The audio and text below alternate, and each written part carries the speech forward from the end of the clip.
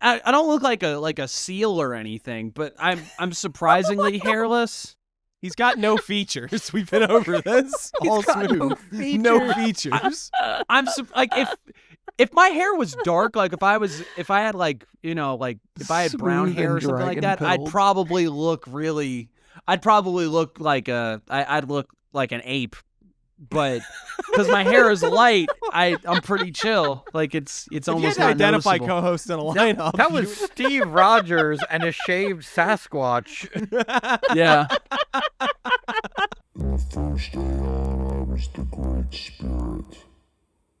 In the second aeon, men knew me as the Horned God, Pangenitor, Panphage. In the third aeon, I was the Dark One, the Devil. In the fourth aeon, men knew me not, for I am the Hidden One. In the fifth aeon, I appeared before you as Baphomet, the God before all gods who shall endure to the end of the earth. In this new aeon, I appear to you as CMN.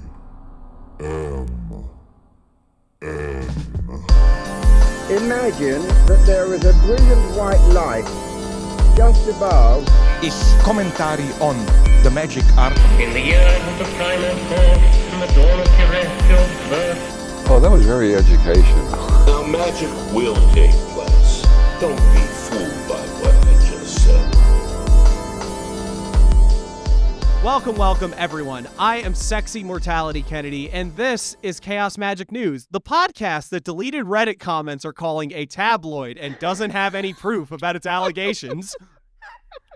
Joining me, as always, is my deeply mysterious co-host, DP Cooter. How are you doing, Cooter? I think I'm just gonna let the peanut gallery regain their composure. Oh God, I wasn't ready for that. Wow, who's at the peanut gallery today? You know, actually, since you said it, I'm just gonna go ahead and I'll repeat this because I've said it enough times.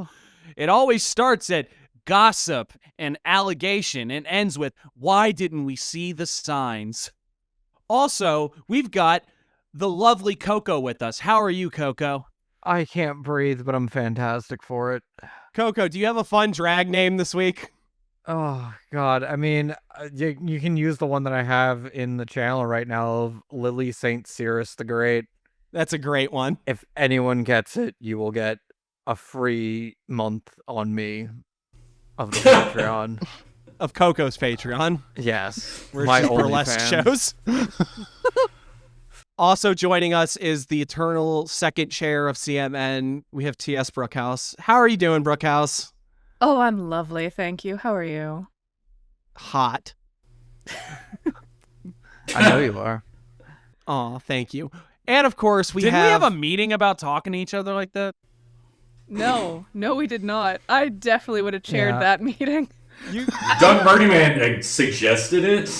Well, the problem is Johnny Francis is the head of HR, and he has not been paid in quite some time. So you're stuck with it.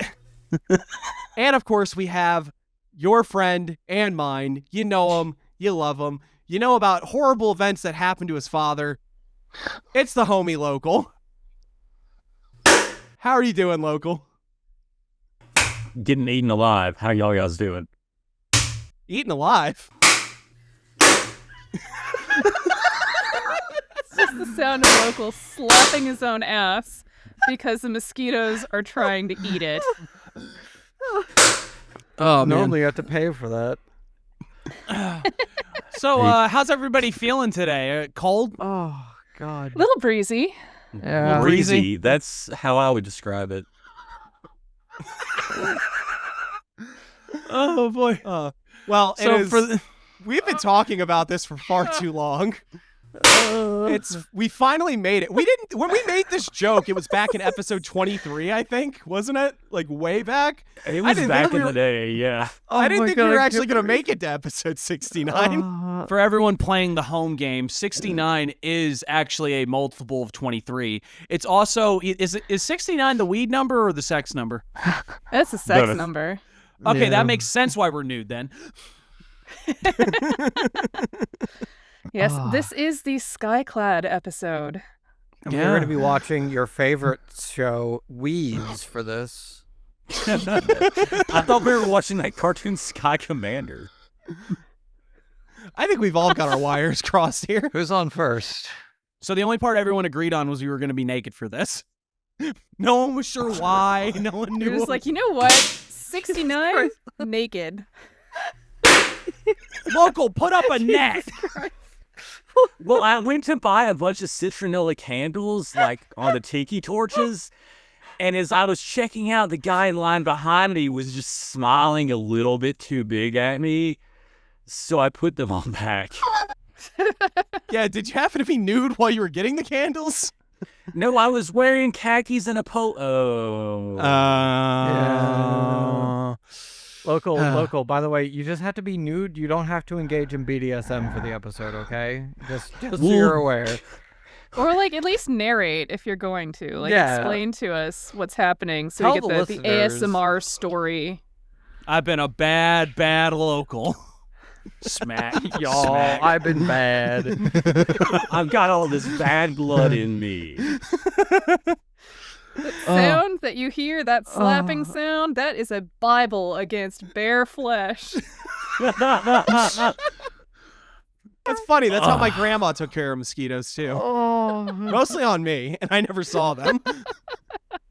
Now, we will say that this episode has been a long time coming, and we are all... No one laugh at coming. No one laugh at long time. I was going to let it slide. Stop. I wasn't. No, but that's a T-ball right there. But we are all doing...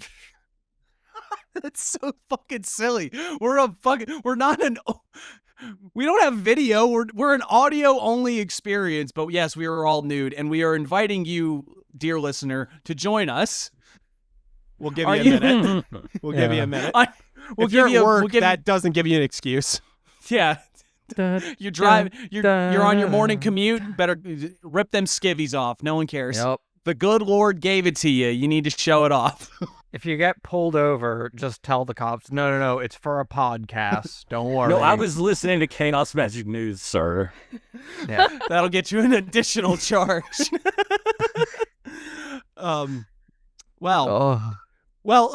We said the term Skyclad earlier. Listener, are you familiar with the term Skyclad? Do you know what that means? I mean, I'm sure you picked up from the context clues, actually, but they don't have time to answer. They're getting undressed. Means you are clad in nothing but the sky. I was telling Honey about this before we got started. It's like, oh yeah, we're going to record Skyclad today. And first he went, what is Skyclad? And I had to explain, it is clad in sky. You are clad in nothing. And then we had a conversation about the word clad because it's not a new word for him, but he knows it mostly from video games. There was that. And then there was the pause and they're like, so wait, why are you recording? Are you recording with the video on? No. And just watching the increasing confusion on his face. Like, so you're going to record naked. No video. And why? Oh, no, well, see, it's not naked. It's Skyclad. And this is different. How you know it's special. And this is actually kind of an important distinction. But then he also was, when you said it's Skyclad, he circled back to what is Skyclad, and the conversation started over.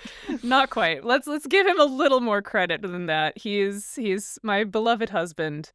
But yeah, sometimes we do have bimbo moments. Oh no, I would have done that intent. I would have played the fool intentionally, and I would have seen how long I could have kept that conversation going. Yeah, I would have leaned into that. Like, that's such a nice conversation. I told my partner that I was going to be Skyclad for this, and she said, "Oh, that's nice." Like, didn't even ask like what it meant. Very normal behavior. Yeah, exactly. I just took off my clothes and walked into the woods. My lady friend didn't think anything of it. That's what you do most weeknights, though, isn't it? Yeah, no, she thought one thing. She thought, finally. I didn't tell my beloved because she has a habit of walking in during the recordings. she'll hand me something like, oh, I cooked this, or hey, Here's do you some need mac and another drink cheese. or whatever. Yeah. Oh God. So instead, I'm just gonna wait till she gives me that weird look, and I'm not gonna explain anything. So, for everyone who is still here and currently completing the unveiling of themselves, Well, don't complete yet. Wait a bit before you complete. It's been a long time coming, Coco. Sometimes it goes a little fast. what is the distinction of Skyclad versus just being buck naked? Now, being naked is itself, just like, this is something you're not supposed to do, generally speaking. And when this thing is like, this is not an ancient practice, okay? Like, it was dangerous to run around naked for most of human history. You generally wanted to keep your bits covered. But at some point, this became a moral concern rather than a safety concern. And so Wicca popped up like, we can fix it. And they started this whole practicing magic naked thing a lot more consistently, like talking about it. And so, like, especially when this was popularized, like, I'm bullshitting only lightly here. I'm pretty sure this is me digging up stuff from deep in memories of 20 years ago. The idea is that nudity can also be sacred rather than profane. And so, if you're going to be naked in a sacred context, and like, this is not sexual, and you should not be projecting sexuality where it doesn't belong, which is a valid point. Just because you have a naked body does not mean there is sex to be expected or sexual intent present. Yeah, like if they're dead. Alex Gray. Looking Looking at you, buddy. Sorry. Continue. Completely derailed. So, this is this idea that, you can be naked and have that be a sacred thing, and you can be naked among other people and respect each other's nudity because, like, this is part of a unified sacred behavior, calling down the moon or whatever, like whatever your particular ritual is about. And, I think this is part of the scandal behind the witchcraft stuff is like, they do things with their clothes off. They're clearly all perverts. And some of them are perverts, to be fair. But some, more often than not, like, there's going to be a lot of very heavy-handed. Now, look, this is ritual context. We are not doing this to, get each other naked and start groping each other. The point here is to enjoy having a physical body and honor that body and existing within it and working with it and not having anything between you and the gods.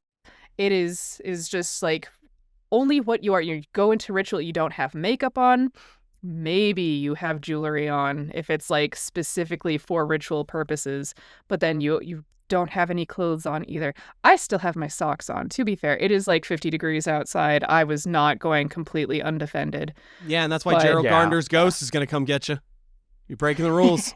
Has anyone heard that thing that being nude while wearing socks almost makes you feel more nude? I can see that. What's that Melvin's album, Nude with Boots? There's a certain level of what we expect with nudity that I think is thrown off by the idea of socks. I think maybe shoes are even worse. Here's the weird thing in my head, and this is just how my brain works, right? Socks, awful. Shoes, even worse. Sandals, kind of okay. What? Because your toes are still exposed. What? Yeah, sandals kind of work. I can see it. Kind of like wearing a thong, but for your feet. Yeah, like if you don't want to step on something, but you want to be naked, know? Yeah, okay, Cisco.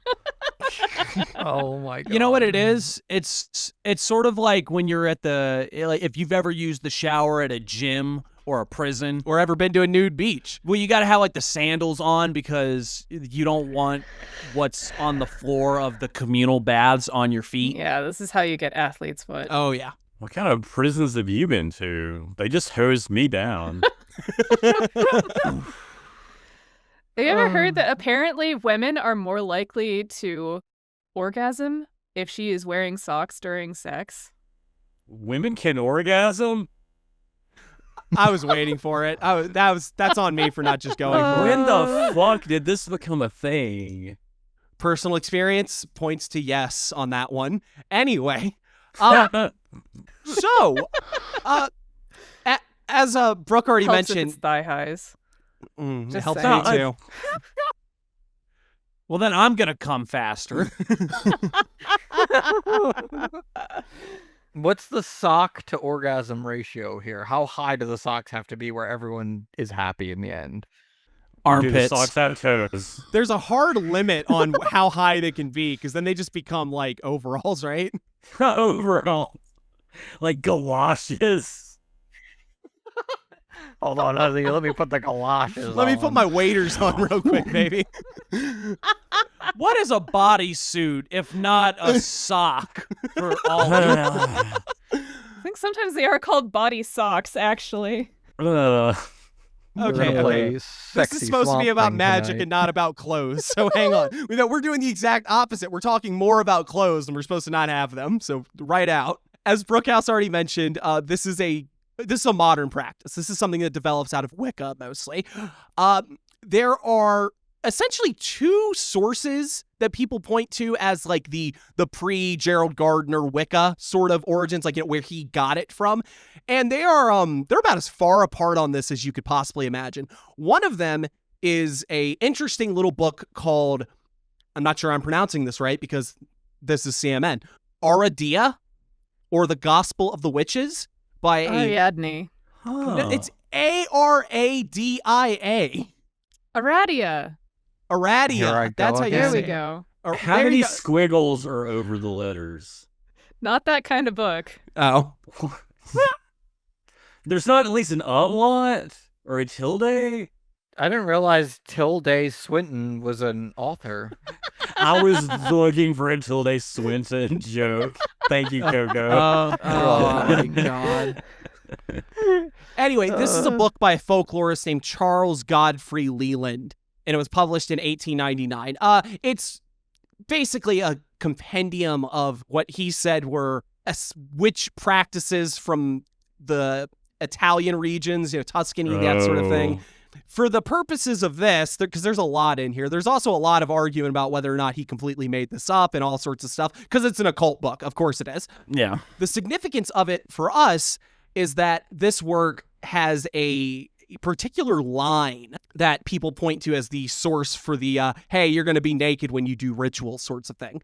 It's, and as the sign that ye are truly free, ye shall be naked in your rights, both men and women also. This shall last until the last of your oppressors shall be dead. Allegedly, Gardner got this and included a sort of paraphrase in the Charge to the Goddess, which is a Wicca liturgy sort of thing. Brookhouse might know more about that than I do. I kind of try to stay away from Wicca, especially if it's got the hard R on it.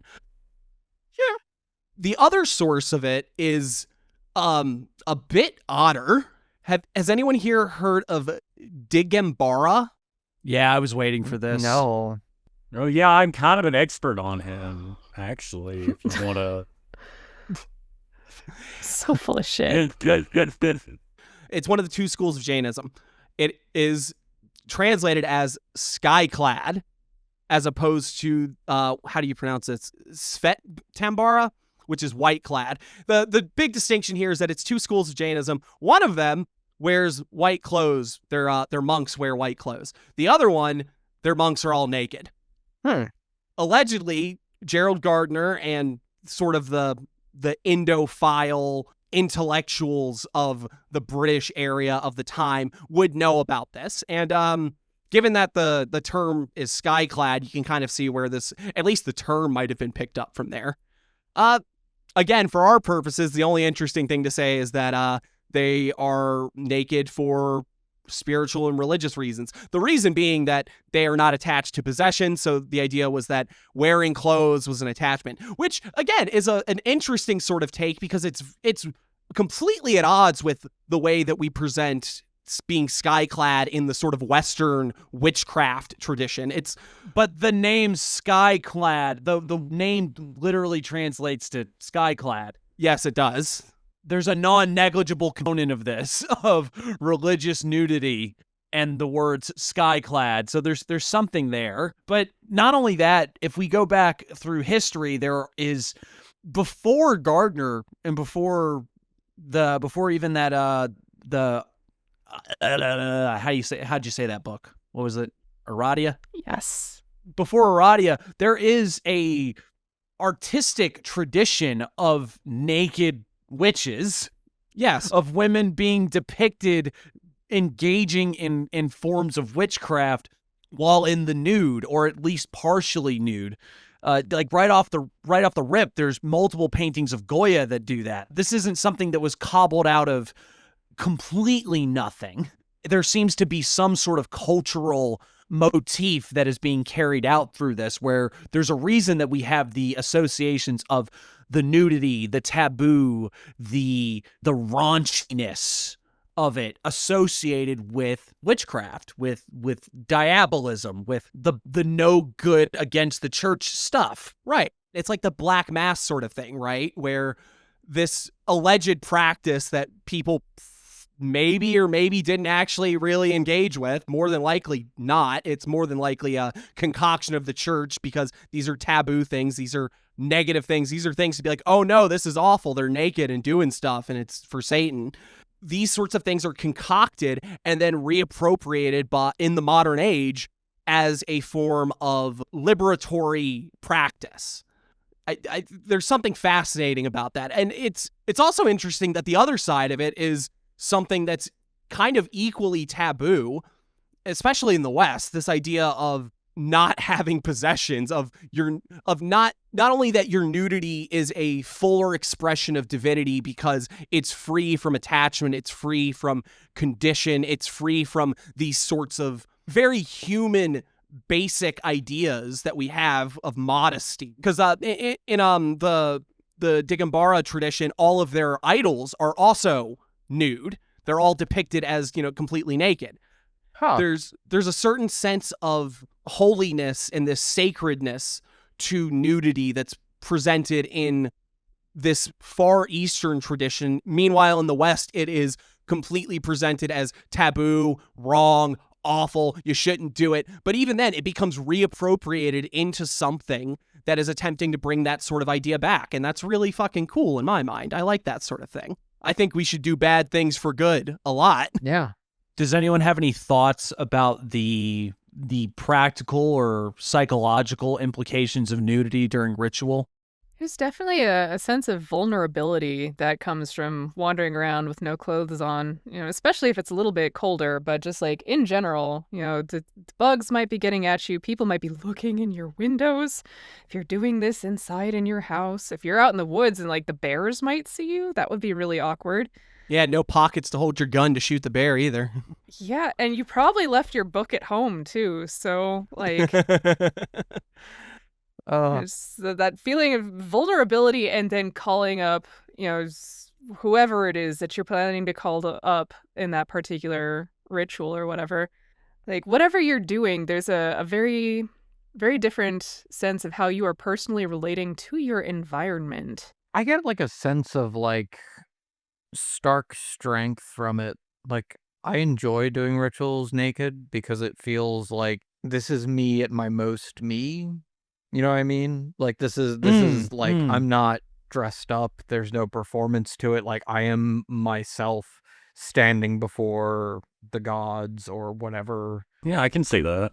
You're not putting on airs. You're not putting on anything. No, exactly. And like, frankly, like a lot of my worship revolves around Hermes Mercury, and like, and he's naked a lot. I was gonna say, like, I feel like that's like the perfect way to approach that energy, is like just naked in some sandals, like confident nudeness. Yes, exactly. Like not like a shy nudeness, not like a Venus de Milo covering, but like a confident, like, this is me.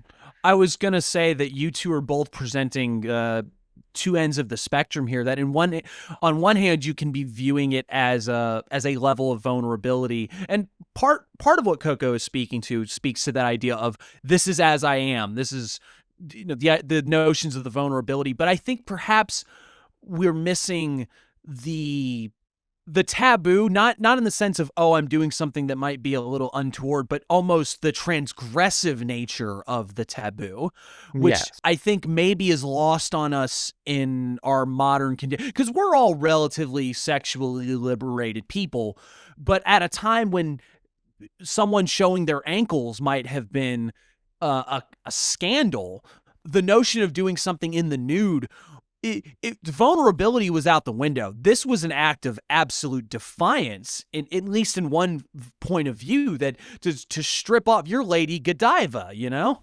Yes. There's something there. I think that part in our modern condition is somewhat lost, unless maybe you were going to go out in public and bang on a drum in the nude. Then it's or streaking is the modern equivalent, where it's now, look at me, I'm nude, and there's nothing you can do about it, or at least until you tackle me. Very vulnerable to the police in that instance. Yes. Yeah, my dad told me a story about absolutely rolling on mushrooms while stark naked and wandering around, and he did get a cop stop him, and he just stood there and talked to the cop through the car window, leaned on the car window, and was like, oh yeah, talking with him as if absolutely nothing about this were unusual. He did get taken in, obviously. Oh, okay. But I thought if he got away with it, I was like, that is some powerful shit right there. Yeah, I was like, that's some real... He's like, well, I got sandals on. Officer, exposure, yes, but there was nothing indecent about how I was behaving. I asked you how the wife was doing. We talked about the weather. We had a very lovely conversation, and honestly, I think it's kind of rude of you to bring me in like this. Yeah. Look, all I'm saying is that I know you're trying to put the cuffs on me, but that towel is really unnecessary. It's not going to cover anything. I'm not trying to be bold here, but sir, look at it. Look at it. Anyway. Be careful. I'm going to put your eye out. To the point of authenticity as well, I think, particularly as co-host said, the sort of modern connotations of nudity, they have a lot more of that. In an age where you can see social media posts where all they do is put something over the nipple because, you know, Meta really doesn't like nipples. There's a level of vulnerability, but there's still a level of power to it, I think. There's a lot more of the ability to feel positive and within yourself from nudity than there was in the Gardnerian sort of, yes, you'll be naked till your oppressors are dead sort of mentality. I think if you were raised going to church, there's maybe something to it as well. Like, you know, just when you go to see God, first of all, you're supposed to do it in a group with your family, and someone else is supposed to lead the ritual. But also, like, especially if you grew up as I did, you had your cute little dresses that you had to wear to church. Oh, yeah, you got your Sunday best on. Yeah, you had your tights, you had your cute little dress, and you might even have a hat to go with it. And when that's your early childhood conditionings, you put on the nice clothes to go and talk to God. And then, you know, you grow up to be an occultist, and now you take off your clothes to go and talk to God. Like that, I think that the transgression still kind of perpetuates there. It's just like, ooh, this is not how I'm supposed to do this, but I kind of like this better, actually. Oh, yeah, definitely. There's elements of that as well. You know, I was raised Catholic, so it's very, very familiar with the idea of, oh, wow, they got the really good clothes on. They're the really important one. You know, the priest has the really fancy dress. You think your dress was fancy, Brookhouse. No, the priest, he got the really fancy one. That's how you know he's important. Mine matched my Madeline doll, so I was very special. His matches the Lord Jesus Christ up there on the cross, though. I'm just saying. I don't know. Between the two of us, I think Madeline and I were very well dressed. I was thinking about this because Coco and I are both kind of ceremonial people. We have a lot of elements of that in our practice, or at least where we get our practice from. And so much of that is like, hey, you know what you got to do? You got to put on the really fancy robe, and you got to put on the serpent crown, and you got to put on all the bells and smells of all the associations that are supposed to go with whatever force you're invoking. And there's a lot of power to just being like, nah, you know what you need to talk to God is, you know, your stick and berries hanging out. That's what you need. Well, but there are certain ones where it is like, I'm thinking specifically of the invocation of the beast where you're supposed to be nude but a robe. Like you're only supposed to have the robe on. Right. And it's with the intention that you're gonna disrobe. But that's sort of the exception that proves the rule, isn't it? You know? That's like the one time you're allowed to really get fucking naked. If not, you need to have that priest fucking robe on, buddy. Yeah. But I'd rather be nude. I love the pageantry, but also, like, I don't know, I feel like, and this is me revealing a lot about my practice, like, I do most of my rituals in the nude because I feel like it is more personal. Most of them? Really? Yeah. Yeah. I do a fair amount of them nude. What about the rest of y'all? How often do you find yourself getting nude to do magic? How prolific? How many stinging insects are out? Valid question. Prolificent? Proficient? I can't remember the word. Prolific. Prolific, yes. Maleficent is the evil wizard, the witch. How many stinging insects are proliferated outside? I mean, from my personal experience, I will very rarely just strip nude to do magic. I tend to have certain things that I want to wear. And even if it's very simple where, this is the one muscle tee and pair of shorts that I like to wear, it's the right color or something like that. I tend to have things that I wear during rituals, and it's not that often that I'll do it, with the exception being that I have my sauna box, which I never shut up about, where I will do trance work while I'm getting all steamy and sweaty. And that would be the one exception. But you're also in a box. It's kind of it's a room within the room where now you tell yourself the prying eye of God cannot see you here. It's like the ravioli that you can eat during Lent, right? I'm sorry, do you even know what I'm talking about? Yes, no idea. But we don't have time. We don't have time. Listener, that's for you to Google later. Anyway, I have not done an exceeding amount of it, but I'm also maybe I'm telling too much about myself here, but like I'm kind of like walking around without pants and like maybe a shirt on most of the time. I'm not really fazed by nudity in the same sort of way. My house is one of those houses where we put on clothes when company's coming over. So it's not. No, but that's you and your lady. You said it by nature of companies coming over. What bigger company do you have than the spooky woo woo creatures and entities out in the aethers? That's some real company. Oh, not mine. Mine are you're gonna come see me as I am, because what am I gonna? I'm gonna lie to the demons? Asmodee going, you're naked under those clothes, aren't you, you slut? As someone that my big magical shtick for like the last year and a half, 2 years has been the body, I spend a lot of time dealing with this meat body as it is. It doesn't end up with a whole lot of nudity with purpose, I suppose. I don't end up being naked going, oh yeah, I gotta be able to see that mole on my leg. Maybe that's changing color. Maybe I need to get that looked at. I don't have that sort of connection to it, but it's only because I again, maybe telling too much. I was like the first one naked. Like when we started this, I was already sitting here and calling everyone else cowards for still having clothes on. Like it's just sort of part of it's because it's hot as hell. But we're the other emphasizing side that we can't even see each other right now. Now that would have been, I think, the real test. The real test would be everybody put their camera on and we're gonna do it. But y'all don't have your camera on? What am I doing this for? I've been in voice chat this entire time. Just fucking hog out. But that's the element that I was getting at too, is the idea of when you're doing group ritual, that's a much bigger line for a lot of people. If it's one thing to get nude around you're nude, you're there every time you're nude.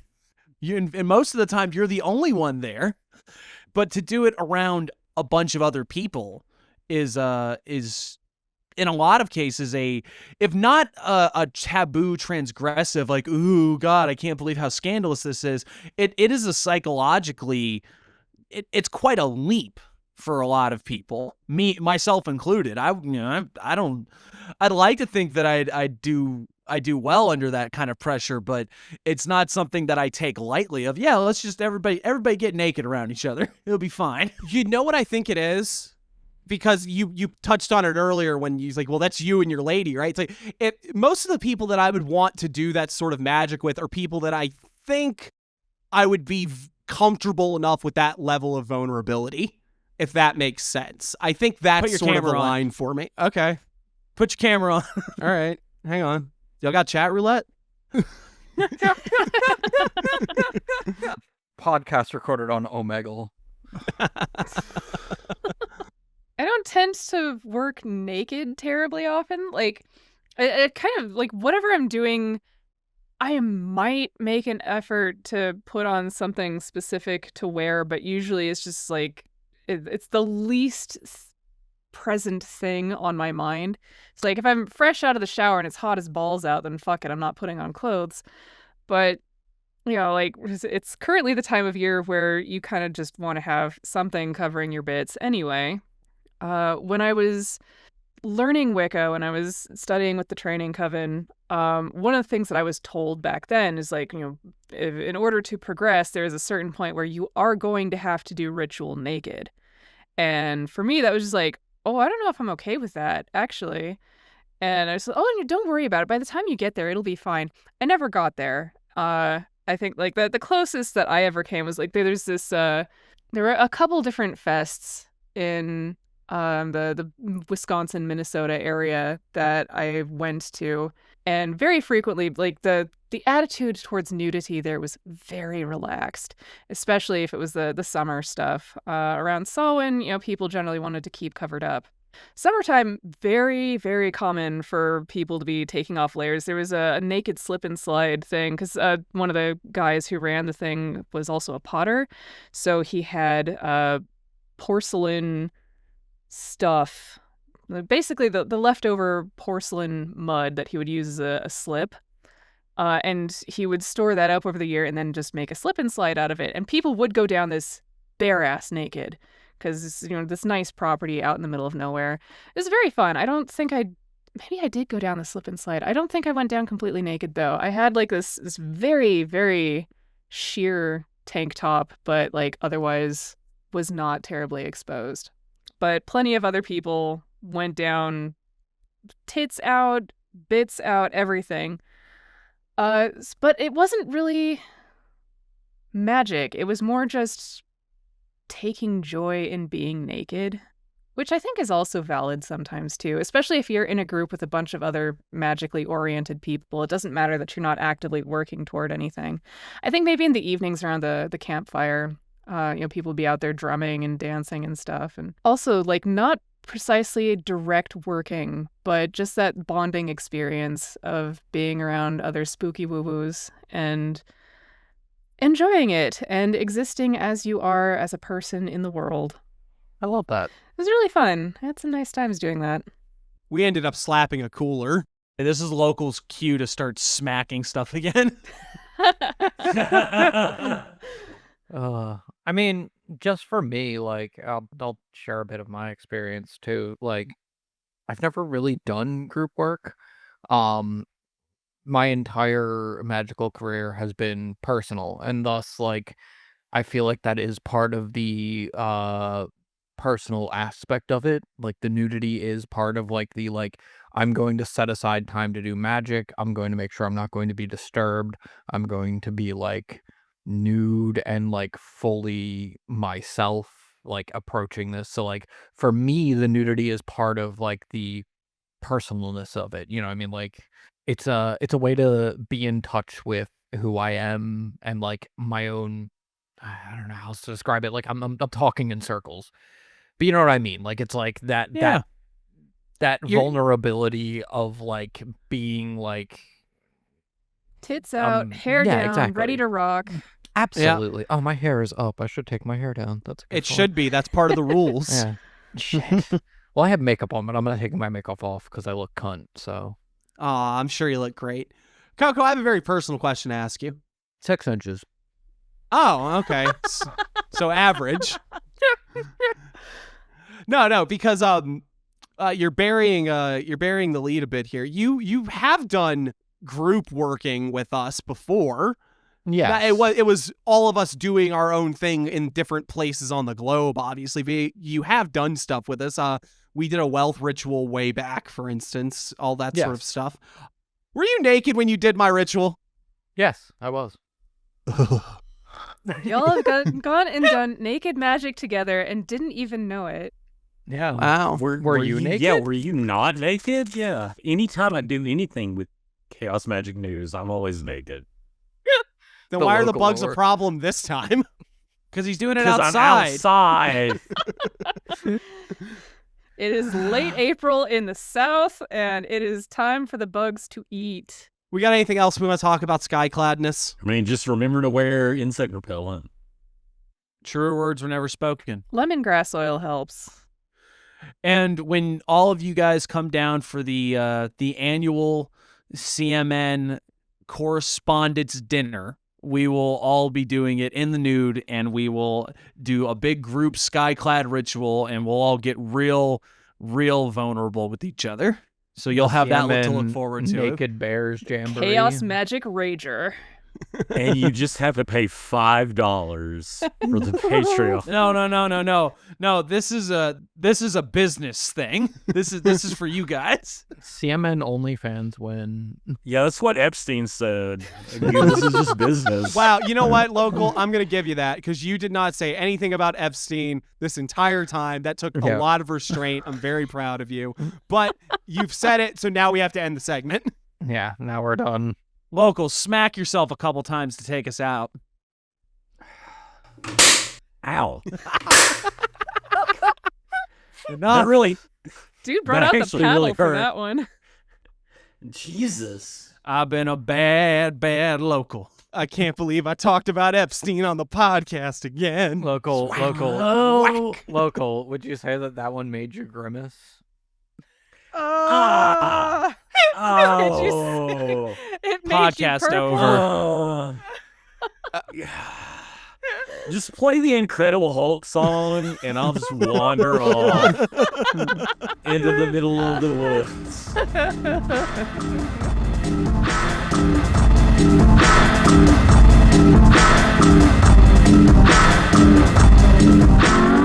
You ready to do the news? Yeah. What's up, y'all?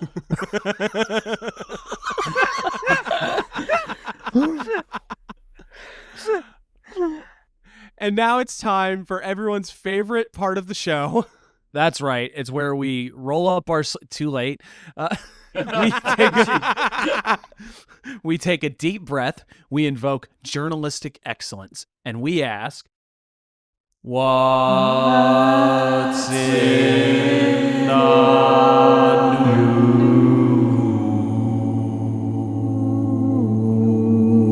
news, y'all?"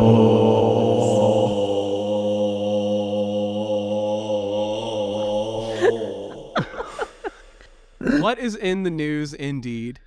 I like how what's in the news has become a group thing. That's nice. That's nice. I love it when mass events get in the news. Oh my god. I think it was Cyrenix that said that they did the "What's in the News" thing along with me when they were listening, and I was like, "Oh my god!" Touches my heart. All right, to start off, Chaos Magic has suffered a terrible loss today. We've gotten reports that Wednesday, which would have been the 22nd. Yes. Sorry. Yeah, 22nd. We got reports that Wednesday, which would have been April the 22nd, Peter J. Carroll, founding member of the IoT, writer of the seminal foundational texts of Chaos Magic, a man who is without question a profound influence on modern occultism, has passed.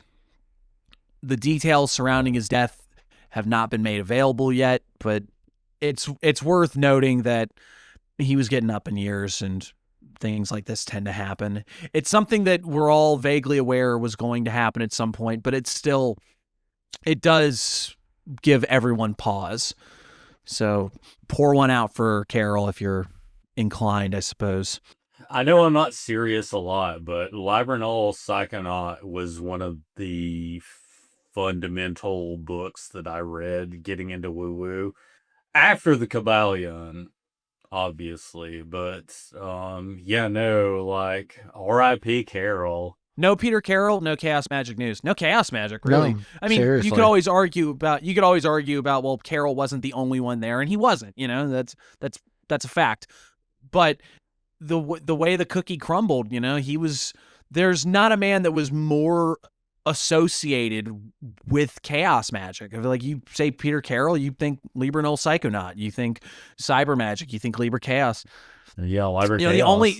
The only people that rivaled him were what? Phil Hine, Ray Sherwin, Ramsey Dukes, maybe. These are people that are also great, and we'll also mourn them when they go. But it is a sad day. The world is in a way feeling the loss, feeling a void left.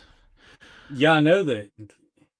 It's episode 69, so we were going into this being like, LOL, yuck episode, but Pete Carroll dying really is a big thing for the chaos magic community, so pour one out for a real one. His influence on magic cannot be understated. Like, it cannot be overstated. He did so much for the whole community as a whole. Also just being frankly, a positive force in the occult community on top of that.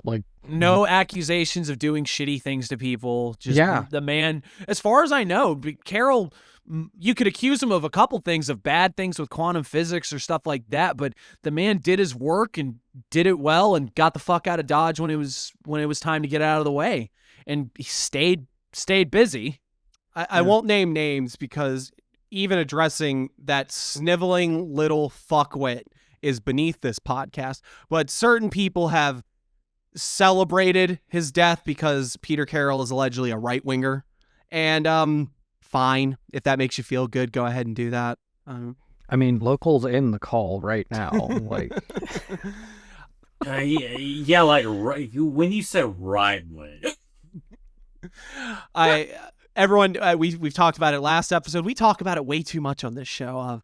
I can't call out anybody for having great ideas and having bad political ones. I read Heidegger, so it's a bit surreal. You don't think about these people dying, do you? If they're alive, they're sort of alive, and the ones that have been dead feel like they've been dead forever.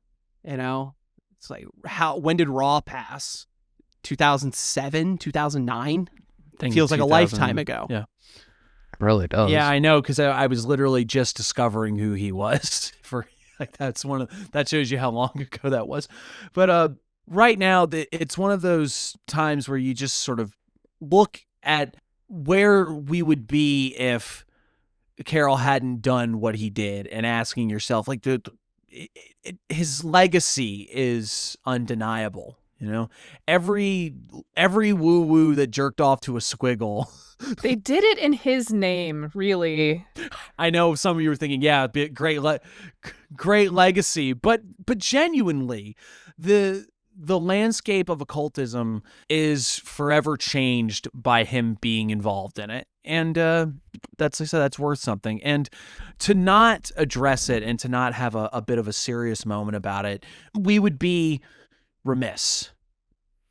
And I know I'm going to have to call my mom later and explain that he's not coming back with the milk. We were holding out hope, but he's just... He and it's got okay. Too busy with initiates of Thanateros. Yeah, I get it. I get he had to found the IoT with his buddies, and then one thing led to another, and he found another wife and other kids and wrote this book and did that. But I just know that if he were here, he would say, co-host, you did good. I'm proud of you. also, here's the milk. It's 2%. That's your favorite, I know. They were out of cartons. I had to go to the other store. All the way in England. Now I'll be right back. I have to go get cigarettes. I have to go to the afterworld so that I can come bring you the I don't know, what's the afterworld equivalent of coffee and cigarettes? Jesus, I've got the hiccups. Fuck. I believe that is pomegranate seeds and catabasis. Well, David, I'll be back with the Garmonbosia. You just wait. That's exactly what he said to me. He looked me dead in the eyes and he said, "Do you see creamed corn on this plate? This is my grandson. He's studying magic."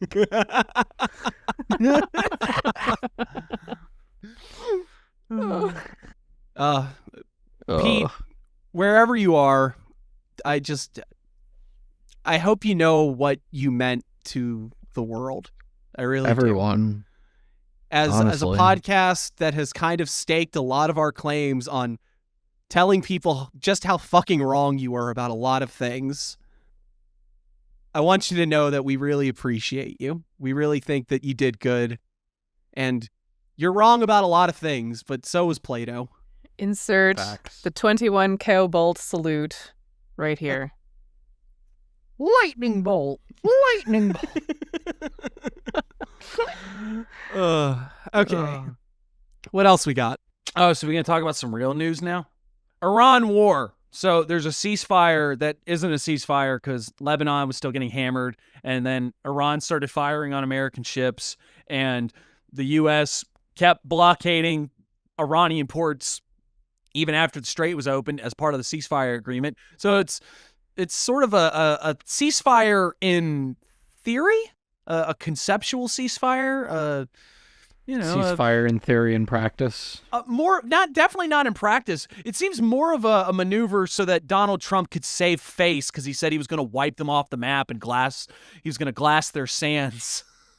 But instead we're just doing this fucking three-way tussle, just dancing around U.S., Iran, and Israel, deciding about just how much shooting can we do while we're not really shooting at each other. Our negotiations fell through the first time because we sent people like J.D. Vance. We had to pull him away from his podcast appearance to talk about aliens and say, hey, go negotiate this plan. The details of the plan that came out were worse than the plan that we already had with them, which is, on brand. The last time he was in a negotiation with another country, it went so well, and he demanded they say please and thank you. Yeah. No. There was a time after that where he said we were going to take Greenland, and they were like, no, you're not. No, you're not. Then the Pope died. Oh, yeah, and then he killed the Pope. Yeah. And then also J.D. Vance went over to Hungary and said, we gotta keep the conservatives in power, and they lost worse. I'm starting to think this guy's cursed. Yeah. It's like it's just a fucking jinx. But the bigger point is that there was another set of negotiations that were down to begin in Islamabad, and Trump pulled out of them hours before we went on. Meanwhile, we have also hit Iran and China with sanctions. The ceasefire is likely going to be over before this episode goes out, despite a minor extension. Now, I could be wrong. Trump could keep kicking this ceasefire that isn't really a ceasefire down the road indefinitely. I hope he does, because arguably less people will die. But it's going to show that Trump is everything that we already knew. He is erratic, he is impulsive, he's unpredictable, and he will do dumb shit like, all right, we're going to negotiate, and then say, no, it's taking too much time. If they want to negotiate, they'll call us. And when they call them, like, what? They're just going to be like, I knew you'd come crawling back. Like, what is your game here? And meanwhile, we're hearing reports that he's being kept from the Situation Room. They're not giving him minute by minute updates on situations because he's doing crazy shit. He's just going to get mad and throw a hissy fit and say, like, I'm going to blight them from the face of the earth. Even so far, we've even got a report. Now, it's alleged. We don't know. This could just be sensationalism for sensationalism, but apparently Trump tried to access the nuclear codes, and one of his generals had to actually stop, be like, no, what are you talking? This is insane. Don't do that. What are you talking about? Jesus Christ. So we're in this situation that America is being helmed by people that are subordinate to a madman that can't be expected to actually make any rational decisions. So the best thing you could do is just who made the joke about building a fake White House? Oh, or yeah. A fake Oval Office for him to sit in and make decisions? We might be better off. Yeah. Fisher-Price White House. Well, again, they I'm did driving that like to his daddy. father. His father was getting dementia, and they basically just set it up to make it look like he was going to work every day. I mean, Oh my God. there are worse ideas. We're a magic podcast. We're all about odd solutions and strange things that you wouldn't think would work that totally work, and maybe that would work. Set up little fake press conferences for him every day. It'd be cute. Yeah. Well, I think that would be fantastic. Just do what you want to do anyway, and then say it was his idea, and tell him that it was his idea, and he won't remember. Yeah, Mr. Trump, you came up with this idea. This was your plan, and it was a great Yeah. one. He's not interested in actual solutions. He's interested in looking good. Just let's do smart things, and then just let him look good. Let him take the credit. Who cares? We might tell him that universal health care was his idea. It'll be great. It'll be great. Universal Trump care. Yes, absolutely. Absolutely. Communism, but it's Trumpianism. No, MAGA communism is a real thing, and it is not a good idea. Oh God, no. Let's just stick to the healthcare. Well, you're right. Baby steps. So, meanwhile, in more bad American ideas, some emails have circulated around showing that America is floating the idea of suspending Spain from NATO, talking about measures to reduce the entitlement of European nations to America, doing all sorts of things to essentially drive a bigger wedge between our European allies. So far, the entire agreement between America and the whole of Europe can really be defined by a very simple premise, that America has the reputation and the appearance of a superpower military force. We can talk the economic angle too. That's also important. But a lot of what comes down to is the idea that when the shit goes down, America is going to be the ones that are able to send the shit kickers, and just their presence as a military force is a deterrent from enemies. How'd that work for Ukraine? Yeah, well, there you go. And now this war has absolutely dismantled that perception, because we've shown that we can't fight dick. We're already out of missiles again. You're seeing reports of you're seeing what these Navy dudes are on the boats eating, and it looks like they're eating their shoe leather with a side of refried beans. So we're already getting to the point that the emperor has no clothes, and our allies are starting to see that. Much like us. Embodying the emperor today. The international community is finding ways to divest themselves from America. There's been talks of international community trying to circumvent Trump altogether to try to secure their own interests as far as the Strait of Hormuz. And I mean, honestly, if the petrodollar goes tits up, that's going to be the U.S. economy, and that's going to become another coffin nail. We have, in the span of a few months, done what decades of our enemies could not do. To ourselves. I'm not as optimistic in the, what's the joke that everyone thinks that they're in late stage capitalism, and it's like, you're not even halfway through yet, bud. Yeah. That's From what I here, think. you cannot imagine what the bottom will be like. I mean, seriously, I think if you think that what Europe's doing now is like a major shift, you buckle the fuck up, people. You're not ready for when they actually fucking get done with us. Japan is still really on board with us, even if they're saying things. England is still very much playing the game. They're doing what they always do. They're like, oh, America, you so bad. And You then rascal. fucking still doing the same shit that we want them to do. That's a lot of Europe. Spain is a bit of an odd man out right now, but Spain's kind of a whipping boy in my mind right now. They're like, oh, we'll kick you out of NATO. You don't want to do that. I don't know. Like I said, I think it's a lot of people have a lot of fantasies about the Empire crumbling around them right now, and boy, are you ain't seen nothing yet. You think that he's crazy fucking now? He's gonna make Nero look like a fucking what, Aurelius? Aurelian? Who's the best emperor? The one that thought he was Hercules? No, that was Commodus. Marcus Aurelius, is that the one you're going for? The one that wrote in Greek? Yeah, the one who wrote. I was just trying to think of a good emperor. Well, his last end of his reign wasn't great. Anyways, because it led to Commodus. Aurelian was good, but again, he also just like non-stop fought and then got murdered. Now we're getting off on Roman emperors. I don't want to get started because I'll go for 6 hours. So this is the History of Rome podcast. Yeah. You'll really get off on Roman emperors. Hey. Okay, but yeah, and that's my 2 cents on it. The good news is that we do have a new naval secretary, because the old one probably said something like, "That's a really bad fucking idea. It's stupid. I'm not going to do it." And Hegseth was slurring and said, "Get the fuck out of here."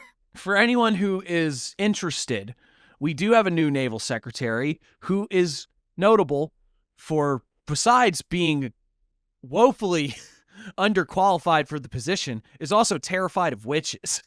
Yes, I was waiting for because this is a case of a radical religious orthodoxy at war with another radical religious orthodoxy. In a 2023 interview, newly appointed Naval Secretary Hung Kao, I believe is how you say it. Shit. God, dude. Fuck. That name has got to be a joke. You're not my dad. Sorry. In a 2023 interview, newly appointed Navy Secretary Hung Kao, during an interview for his notably failed Senate run in Virginia, said, "We can't let it turn like this. There's a place in Monterey, California called Lovers Point. The original name was Lovers of Christ Point, but now it's become that they took the Christ. They took the Christ. It's Lovers Point, and it's really, Monterey is a very dark place now. A lot of witchcraft and the Wiccan community has really taken over. We can't let that happen in Virginia. The Wiccans of Monterey. You really got to watch out. We can't let that happen in Virginia. Have you seen what they've done to the Trader Joe's? This is absolute clown world shit. And this is really what I'm talking about, that what we have a core of absurd religious orthodoxy, comical religious orthodoxy, or at least the appearance of religious orthodoxy. I mean, I don't find anyone in the Trump administration to be particularly sincere or authentic in their religious practice, but they're very hardline on the idea of using it to beat people over the head with. Well, we talked about it last episode with J.D. Vance talking about aliens. It's like, I don't think J.D. Vance really believes they're demons. I think he just says shit.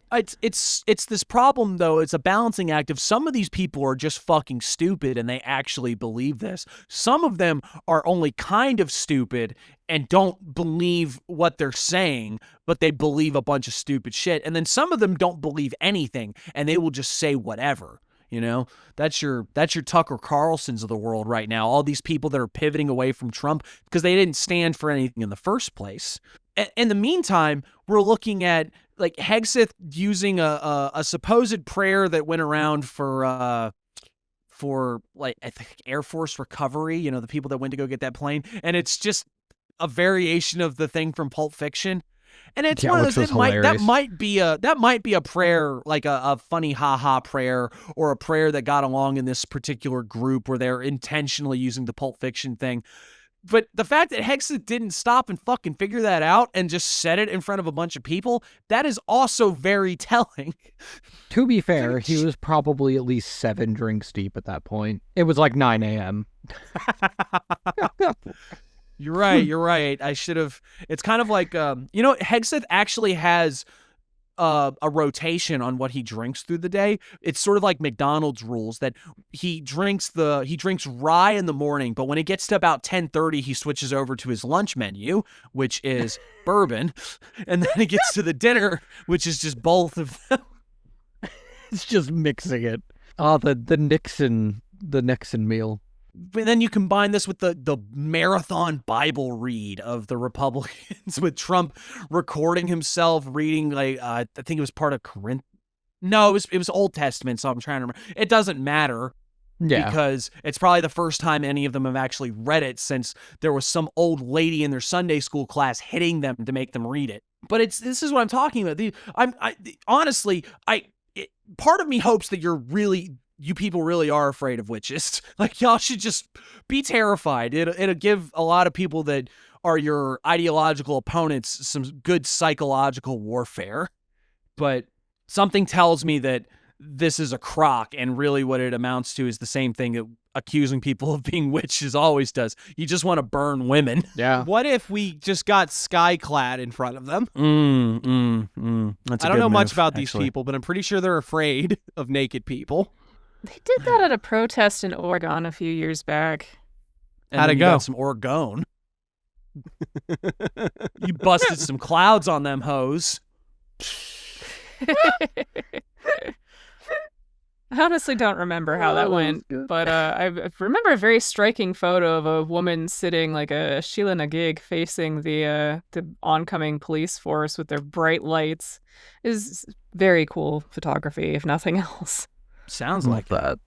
All right, some more rapid-fire Trump admin news. A new book called RFK Jr. Fall and Rise gives us an in-depth look into our Secretary of Health and Human Services.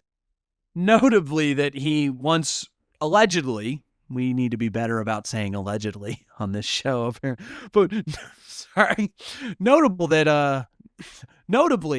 that he removed a raccoon penis so that he could study it later. Now, I'm going to tell all y'all Yankees, all right? Raccoon dick, that's a charm. That is a charm for when you're gambling. If you are not doing well in the dice game, if you can't hit the numbers, if you don't, no, you keep the raccoon dick in your pocket and it brings you luck. It's a real some of y'all don't know about that. That's a real thing? Yeah, it's a real thing. Oh, yeah. I'm not even making that It up. works. It does work. Yeah, It works. It works as far as you can say any of this stuff works. Yeah, raccoon dick. So part of me wants to know if RFK knew that, because one of his appointees that he recommended to Trump is a woman who's talking about doing psychedelics and full moon rituals and stuff. We He's a already know that Jungian. RFK is a Jungian, yeah. Is RFK just the covert woo-woo? And if so, can he defeat the naval secretary? I'd put money on RFK in a fight. I think he'd probably put do him- some crazy Like shit. even in a fist fight, because I think he'd gouge eyes, bite ears. He's a crazy person. Yeah, he'd probably stab you with the raccoon bone penis. Yeah. And it might not kill you, but it would psychologically damage you, I'm sure. Local, have you heard of the raccoon dick thing? You're from the South. Yeah, they got bones in their dicks. An astute observation. Have you heard it being used as a charm? I've heard people swear by it for gambling. Oh no, raccoon dicks are a thing down here. I've got a necklace made of so many raccoon dicks. You have lived a horrifying life. So many of them. You know the hit Marvel movie Black Panther, and how he has the necklace made of like vibranium stuff. You've got that, but raccoon It's the same dicks? thing with me. Yeah, it's the same thing with me as a white Southern male. I just have raccoon dicks on a necklace. And then I go gamble. I'm just like Marvel superhero Black Panther. I am 100% exactly like Marvel superhero But with Black. raccoon penis bones. They call me White Raccoon. Well, raccoon's not exactly what they call. Oh no. Moving on. Yeah. Just please cut all that. And we're canceled. Okay, all right. All right. Pam Bondi has, of course, been axed. I haven't received word if she's received a cushy do-nothing gig like with Gnome, so she might have to go back to Burger King. I heard that she was going to be on episode 70 of the Chaos Magic News. Oh, The man. she Christy hasn't Gnome fucked- special. She hasn't fucked up that bad yet. No, God, she hasn't. Chrissy No Magic News. Pam Bondi. Opinions on Chrissy Gnome's husband's big old titties. Yes/no. Great titties or the greatest titties? Threat or menace? Honestly, like, it's like below F tier drag. Because it's We not did drag. enough- It's like we it's sissy stuff. It's different. Pam Bondi is gone. Thank God. Moving on. Yeah. Todd Lyons, current acting ICE director, has also announced his resignation in the coming months. Couldn't happen to a nicer guy. It's the revolving door of the Trump admin. We actually did a little bit better during the first year, but now that we're a little ways in, they keep falling. They're falling out of the skies like flies. And meanwhile, Kash Patel, he was deep in his feelings over being deep in his cups after the Atlantic reported rumors of his chronic drinking problem and his unexplained disappearances. Kash threatened to sue for defamation, but it's notable because he just lost another lawsuit over defamation by former FBI official Frank Underwood. Frank Figliuzzi. That's that fucking Guy Pachotti band, right? Whatever. Look, No, that's the one that the guy from Minor Threat. Yeah, that's the same band. That's what I'm talking about. This is a Fugazi joke. whatever. He was defamed because he referred to Patel saying last year that he had been more visible at nightclubs than he had been on the 7th floor of Bureau headquarters. Ooh. Ooh. Yeah, Kitty got claws. What we're seeing is that, I mean, honestly, I think Patel can keep doing what he's doing. I'd much rather have him not there, not ruining people's lives, just being an incompetent mess than having to work. Was the thing I heard about they had to like take the SWAT battering ram to his door? Like, was that an actual thing or was that a joke? I didn't. It was for this episode. He was supposed to be here. And they couldn't wake him up. I love the implication that all of the Trump admin people just have to come on the show as things get worse. It starts with Vance doing the aliens, and it ends with Patel having to explain what a sigil is. It starts with Elon being the CEO. Oh, no, that would and make ends with Vance having to explain what aliens Yeah, all the are. disgraced Trump people just end up employed under Doug Burningman, apparently. Trump's labor secretary, Lori Chavez de Reamer, has resigned in the wake of allegations, inquiries, and complaints about her leadership, alleged abuses of positions of power, having an affair with a subordinate, and also drinking on the job. I guess it's just one big fucking party over at the Trump admin, huh? That's really funny considering that Trump is a famous teetotaler, isn't it? I think that's how one of those... because he doesn't recognize drunk people. That's what it is. Yeah, he's like, these people are just so nice all the time. Oh, that's... No. It's like the Jurassic Park thing. Like a T-Rex can't see you if you move. Donald Trump can't see you if you're just plastered. Like Trump, like Hank says, like, don't worry, y'all. We can invade Uzbekistan as long as I've just got enough tequila in me. I got this invisible juice from the store. Actually, I think... I'm thinking about Trump nodding off during these press conferences now, and I'm wondering if it's a case of, man, this Diet Coke tastes funny. Like, oh, no, that was... No, Pete's mixing up his drinks. He's like, man, I'm not feeling shit from this rum and Coke. Donnie, no, that was Uncle Petey's drink. I feel sleepy. Oh, man. This Pepsi tastes like burning. Donald Trump would never drink a Pepsi. He is brand loyal. Oh. It would be a Coke. Next headline. Oh, Karen Levitt ousted because she brought him an RC Cola. Huh. I'm just imagining handing Trump a RC Cola and he reacts like it's kryptonite. But like not green kryptonite, like purple kryptonite. He's like, oh no, I'm gender swapped now. Oh, What God. the fuck? You don't know about the purple kryptonite, Brookhouse? I do not know. What? We'll tell you when you're older. Yo, I need this now. Hook me up. It's like, where is it? Yeah, I was gonna say that sounds like the best. Coco and I are both just like, I'm sorry, excuse me, you need to elaborate. Yeah, where can I get this? Yeah, there's pastel kryptonite, and if Superman's exposed to it, he gender swaps. Pastels. But it's not a bad always gender swap. pastels. He's just like, now I'm trans now. And Lois is like, I have to spend the next 24 hours as a black woman. What? What the fuck is going on? What are these guys? Also happened in the comics. This is all real. That's the problem with Local. Local will give you like he'll tell you some funny book shit that you're like, that is not real. He'll be like, oh yeah, Joker fought Annabelle one time, and you're like, that's complete horseshit. What are you talking? And then you'll read it and you'll be like, oh fuck, this is real. Why did they do this? Who thought this was a good idea? When I was like, hey, no, Mary Jane's Venom now, and you were like, you're making that shit up, Local. And I was like, am I? Cracks knuckles. Okay. All right. All right. It's the pink kryptonite, apparently. No, pink kryptonite makes him gay. Oh. No, pink kryptonite makes him solve crimes with a French detective. Oh my god, moving on.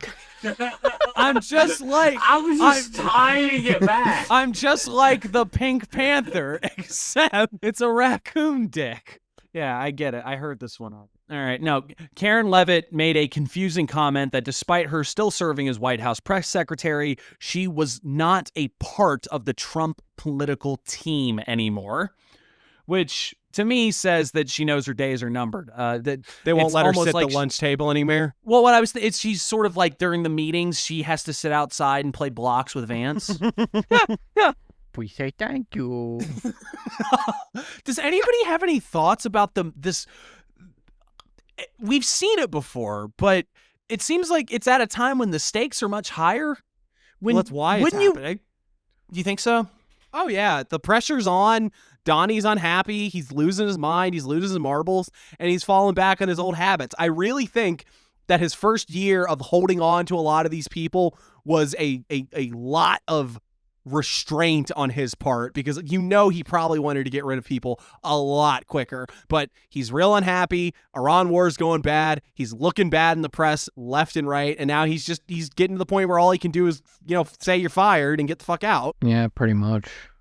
I don't know. I don't have anything else to add to it, really. It's just showing the utter dog shit that we are in as far as this admin.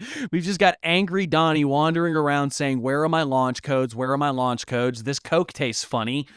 And then everybody else is either writing their resignation letter or getting a pink slip shoved between their mail slot. And if you're not being fired, it's because you're so plastered that he can't see you.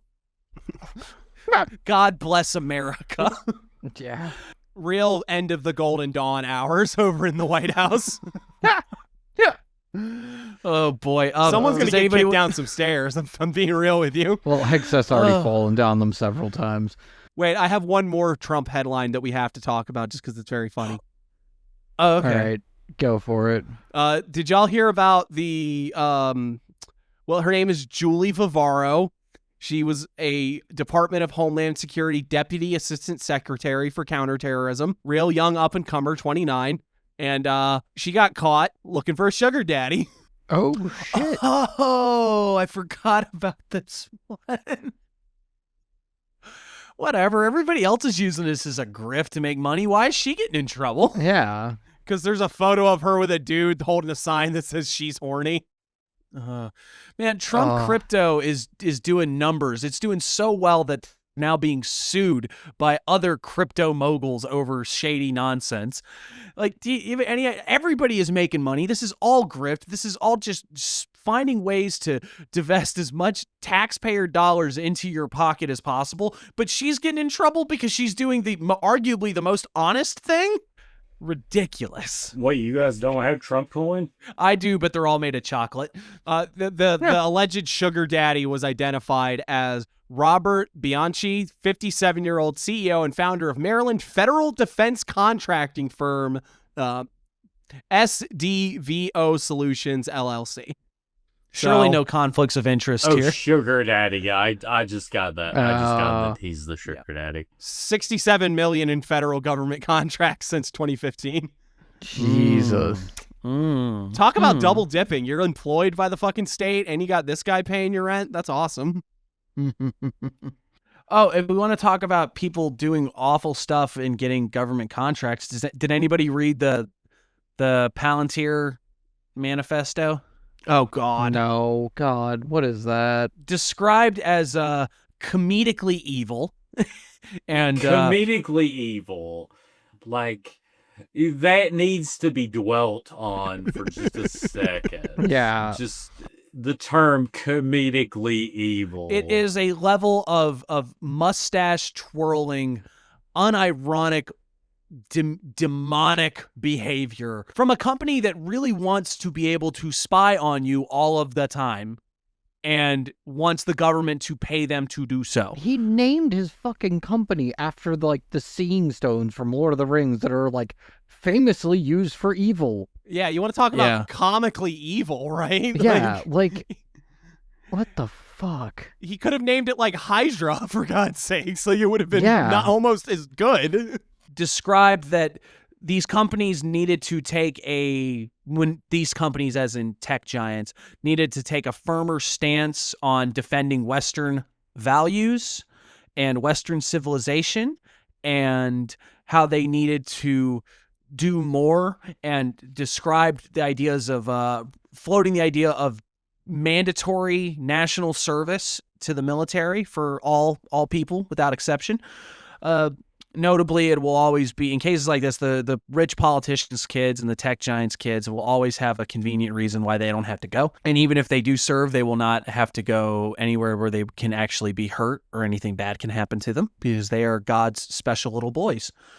But also lamenting the described neutering of Germany after World War II, and much to the same as Japan. Oh my God.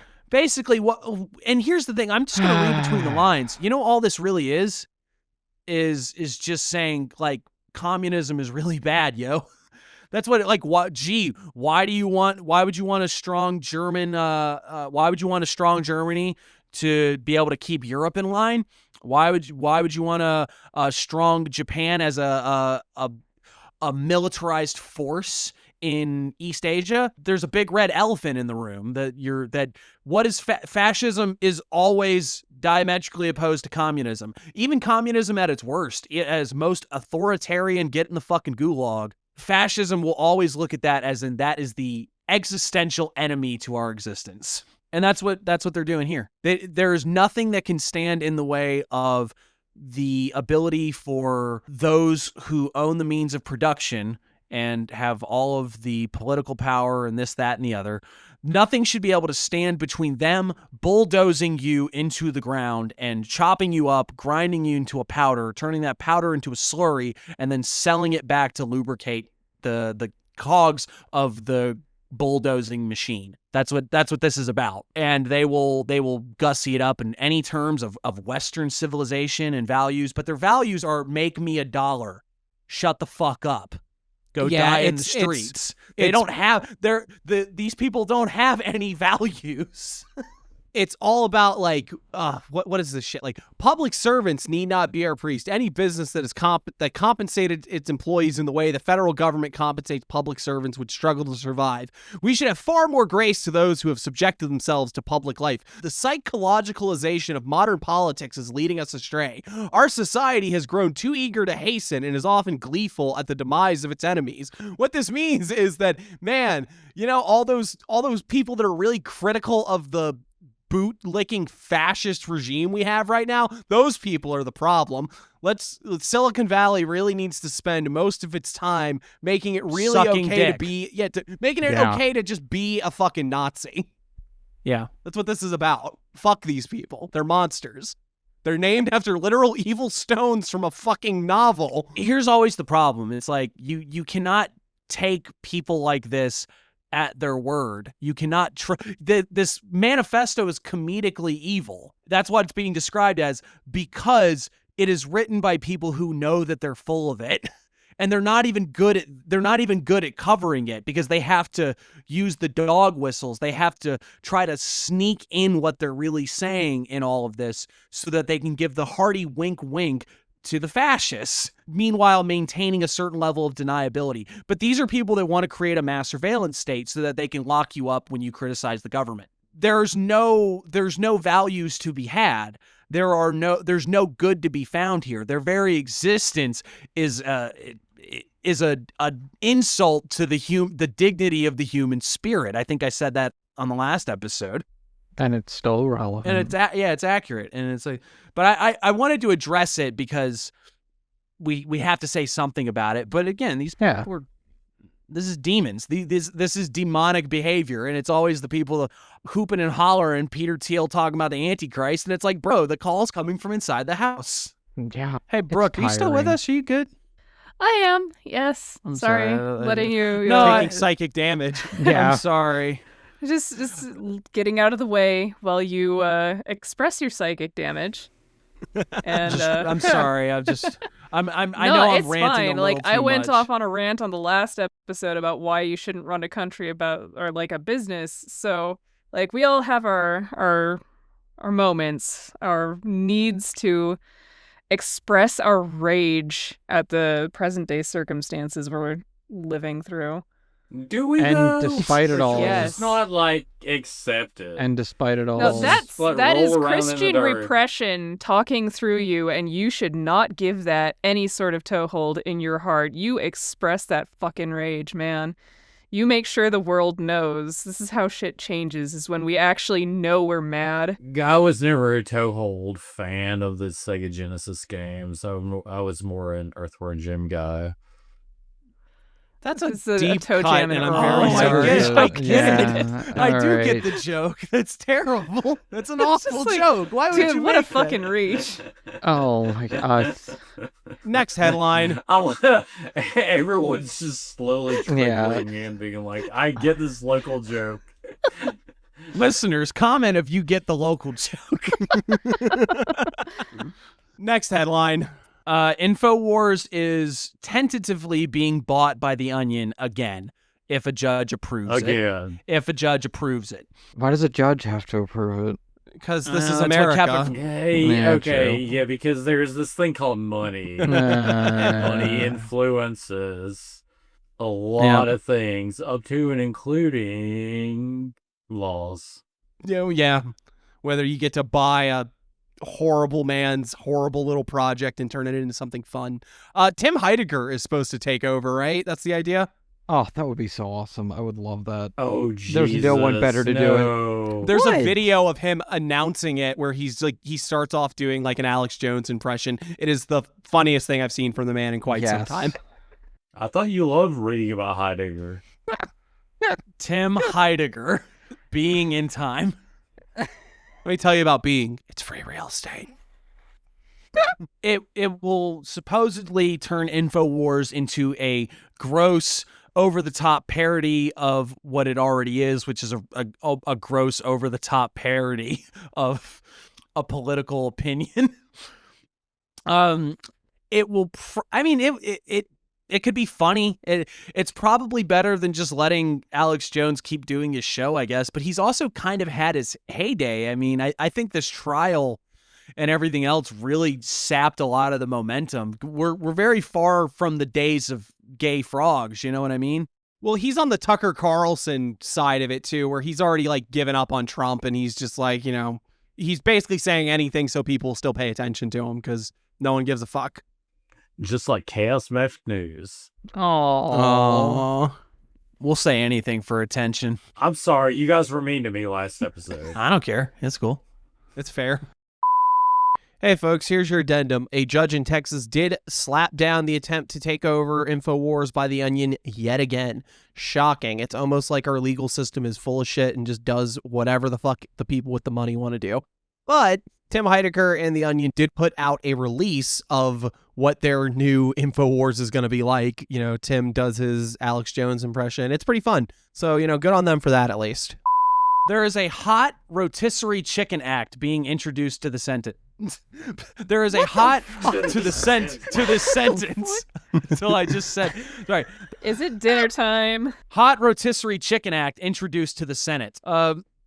it wasn't introduced by Fetterman himself, but he did back the addition of And this. then he also this act. fronted it, and then he backed it again, and then he fronted it again. Because it's rotisserie. Oh, I get it. Oh, that's funny. Damn. Oh, that went over my head.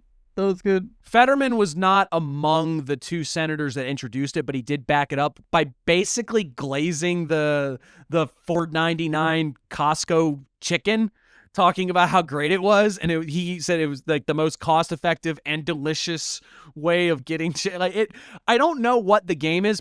I'm wondering if it's because since the Democratic Party seems to have no real inclination to get him a re-election campaign, maybe his idea is he's going to start taking sponsors, like he's going to do ad reads in the middle of now before. Hey, so like sometimes when you're trying to drive somewhere but you're brain damaged and you can't make it all the way, and Costco's right there, and you can get the chicken and they spin it. I just watch it for hours. Now, before I introduce this measure, I'd like to have a word to let you know that this is brought to you by Raid Shadow Legends. Oh, Jesus. I mean, Brookhouse and Coco have both voted for this guy, so...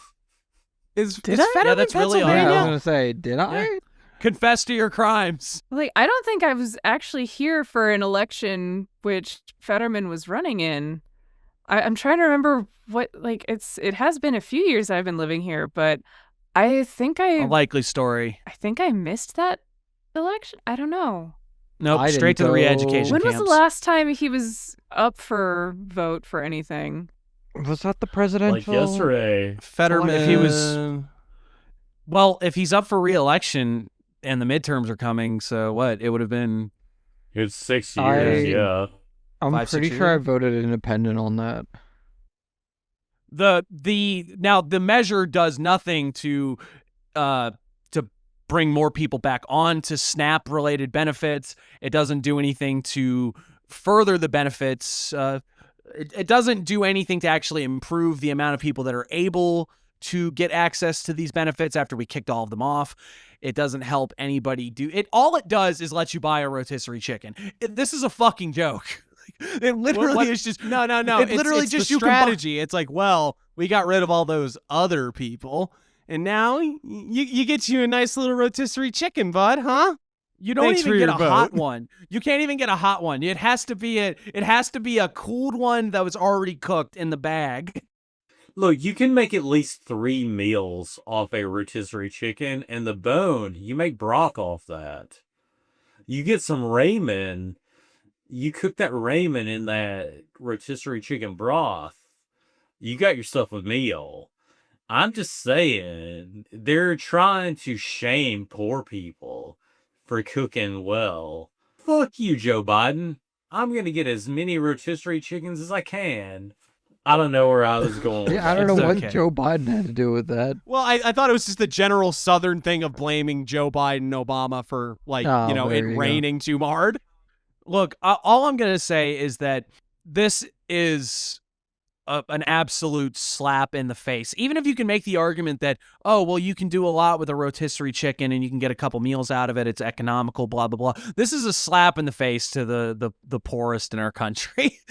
Like, it really is. It's like, yeah, don't worry, folks. We got you.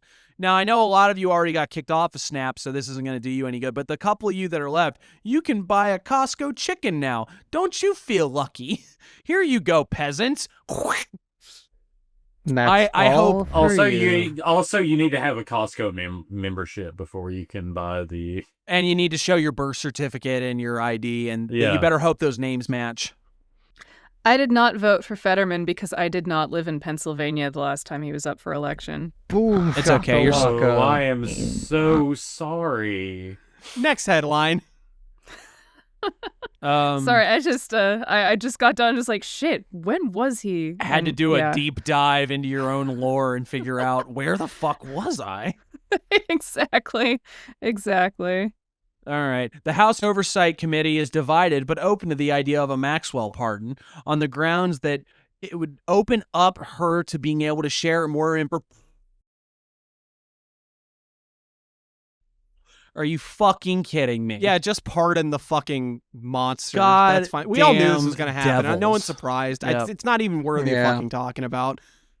All the criminals get off on everything. Think of all the inside information that she could give us. She should give it to us because she's a fucking demon and she doesn't want to be in prison for the rest of her fucking existence. Don't pardon her. Fucking tell her that she doesn't get to get put under the fucking jail if she says something. Here's the thing, y'all. Pardon her. And when you pardon her, she's like, Donald Trump definitely did not even know Jeffrey Epstein.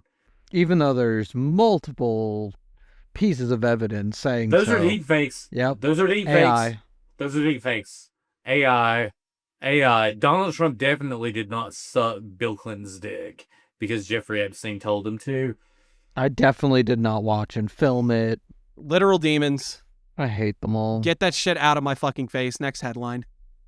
Okay, well, we do need something. We do need something a little lighter. I understand tensions are starting to flare, and we did mention things being recorded. Did you guys know that Prego is now releasing a audio device that will sit at your kitchen table and record your family conversations and try to preserve all those happy memories for you? We can What remember the it for you fuck? wholesale. What We used the to make fuck? sauce. Let me tell you. What the actual Let me tell you fuck? the conversations that I've had eating Italian around the table with my dad and my mom and my family. First of all, why are there ashes at the table?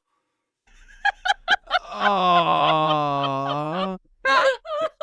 Oh no. Oh no. I expected this to just turn into a string of slurs. Yeah, I thought you were going to say some very strong things about the Italians with that accent, but no, dead dad joke. That's you look, subverting he doesn't have a expectation. tongue. He doesn't have a tongue, so I can't really slur stuff out. It's just like muffled sand sounds. Oh my god.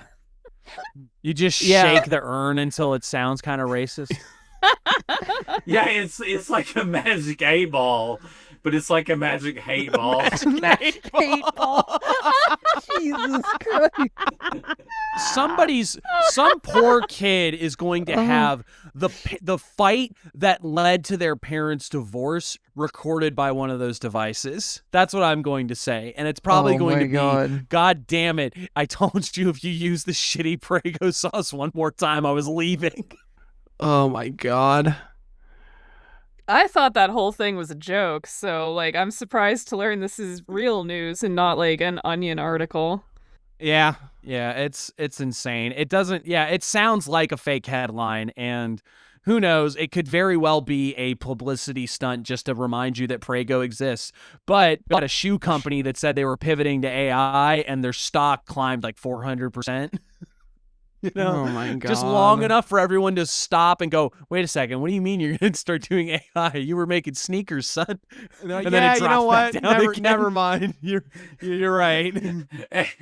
Hey, Grog, help me commit human rights violations. That's a specialty of mine. How do I make the sweatshop more efficient? Have you thought about driving nails into their, all this? So, we have breaking news: shots fired at the White House Correspondents' Dinner. The show will continue, but the president has been evacuated. Was he aiming for the president? He was on Apparently the he wrong fucking floor. So Yeah, like he didn't this even is make it to it. the right The floor. end. Moving on. When's the next episode of The Apprentice coming out? The Assassin's Apprentice. Am I the only one that thinks it's a little shitty to be like, all right, the president's gone, but you guys stay here? In case there's another one. I don't know. The food's probably really good there. They didn't serve dessert yet. Trump's still alive. Yeah, I'm Trump still is gonna. not only alive, but he's posting on Truth Social. Yeah, I'm still gonna eat my chicken Benedict. The fuck is Chicken Benedict? You've never had chicken Benedict before? No, what the fuck You're is making that? that shit up. Why would I? When would I ever make anything up? You take chicken and you roast it's just it. a possum on a trash can. Then it would be possum Benedict, Coco. He's got what you a there, silly Coco. thing to We say. call them trash chickens. And you won't believe what their bones can be used for. Those are right. Okay, now we're crossing over stories because you're getting my necklace bones mixed up with the possum bones. It's a different kind of magic. Shut up. That's what Chaos Magic News means. Look, it turns out the real chaos magic was the raccoon dicks that you put around your neck along the way. so this is the third attempt to kill the president we've had in. It's probably like I don't know, man. It's like the fourth, fifth, maybe. Yeah, I mean, at this point, was this a real one? Like, did someone actually try to sneak in there? Apparently, because I feel like if it was like an op, he wouldn't have ended up on the wrong floor, right? I mean, we have very little information at this time anyway. There might be more it just happened. information. Like literally, everything we say will be 30 irrelevant by the minutes time ago. I edit this, so we're Our fine. correspondent Pink has said that it looks like the shooter walked in the front door and just started shooting as soon as he went through the metal detector. So anyway, I just started blasting. Yeah, just gonna Oh say, my I'm God. on a podcast with y'all guys, so alibi. Clearly not involved. You were busy sitting in your living room naked, talking with weirdos on the internet. A typical Saturday. Look, I got my hog out. I can't go whole hog on Trump. But you will go whole hog on us. Well, I was sitting naked talking to online weirdos is probably what Patel is going to say he was doing when he should have been stopping that guy too. So Okay. we've had a lot of heady headlines. I'm going to forego some of the stories. I had a thing about Grok enabling delusions when put to the test by researchers. There was a thing about the release of the autopsy for the 2024 election on the part of the Democratic Party. We can get to those another time. They're not anything earth-shattering. They're nothing you haven't heard before. But let's try to close this out on something that we can all get behind. Laughing at weirdos on the internet. Yay! Hell, I hate you, co-host. You're funny. Oh, man, I wasn't even trying to do that. Damn it. Yeah, does somebody have something better here? Like, does anybody else give a better lead into this? Because I feel like I'm not gonna Picture do it me. well. I have glasses. I'm about like 5'9". I'm a short king. I come up to your Ring camera and I look into it and I say, I'm Harry Dresden, motherfucker. I'm Harry Dresden, and this is Jackass. Okay. Let's try. This man is at this Ring doorbell camera. He's having a back and forth with the man in the home. He's saying, "Where's your daughter? I just want to why don't you open the door? I want to go. I want to know what's going on." He seems concerned about the daughter for some reason. The man is just not having it. He's like, "What the fuck you mean you want to come into my house? Go the hell away." He says, "Do you know who I am?" And he looks at the camera and he goes, "I'm Harry Dresden, motherfucker." Which only to a select amount of nerds will that be as comical as possible. And most of those nerds are here right now. Yeah, he was certainly not actually named Harry Dresden because Harry Dresden is the fictional protagonist of Jim Butcher's Dresden Files series of novels. Harry Copperfield Blackstone Dresden showed up to rescue someone's, I guess, kidnapped daughter in this situation, but he forgot to bring his kinetic rings. He forgot to bring his blasting rod. And so he's just kicking on the door, being like, I'm Harry Dresden. And I'm sandals, no less. I am so glad that this person wasn't like, I'm John Constantine. Because Alan Moore would have shed a tear. I think that would have been a little funnier. There's almost the three Jesus experiment. What if you just confronted him with them? I am a different fictional magician. And I'm on the right side of the door. Oh my God. What you gonna do? could you imagine if the person that actually read the Dresden Files and He this knew guy's it. like, I'm Harry You're not Dresden, Harry let fucking me Dresden. in. And he's like, And I'm wait a like, minute. yeah, if you were Harry Dresden, this door would still not be on its hinges. You're What if he too was- short. Yeah, you're about 1.5 feet shy. Where's your fucking VW Beetle? Just start fact checking him on the Dresden Files and everything he's gotten wrong about his cosplay. As he's like sadly kicking at the door, doing nothing to it. It's like, no, stop. Okay, and I'm not actually familiar with the novels, but I assume that this man doesn't walk around in like a bummy trench coat and a graphic tee and sweatpants and sandals. Like that's not his normal dress. He doesn't wear sandals. Everything else is everything else is correct. You know, I had said a remark in between about his, like, he doesn't wear sweatpants. And I'm like, shit, I think he actually might have spent a couple books in sweatpants. He does wear sweatpants. Kind of a lot.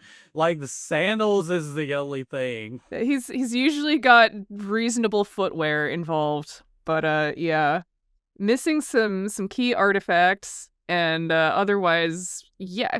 Honestly, probably getting most of the closet cosplay correct. Closet cosplay.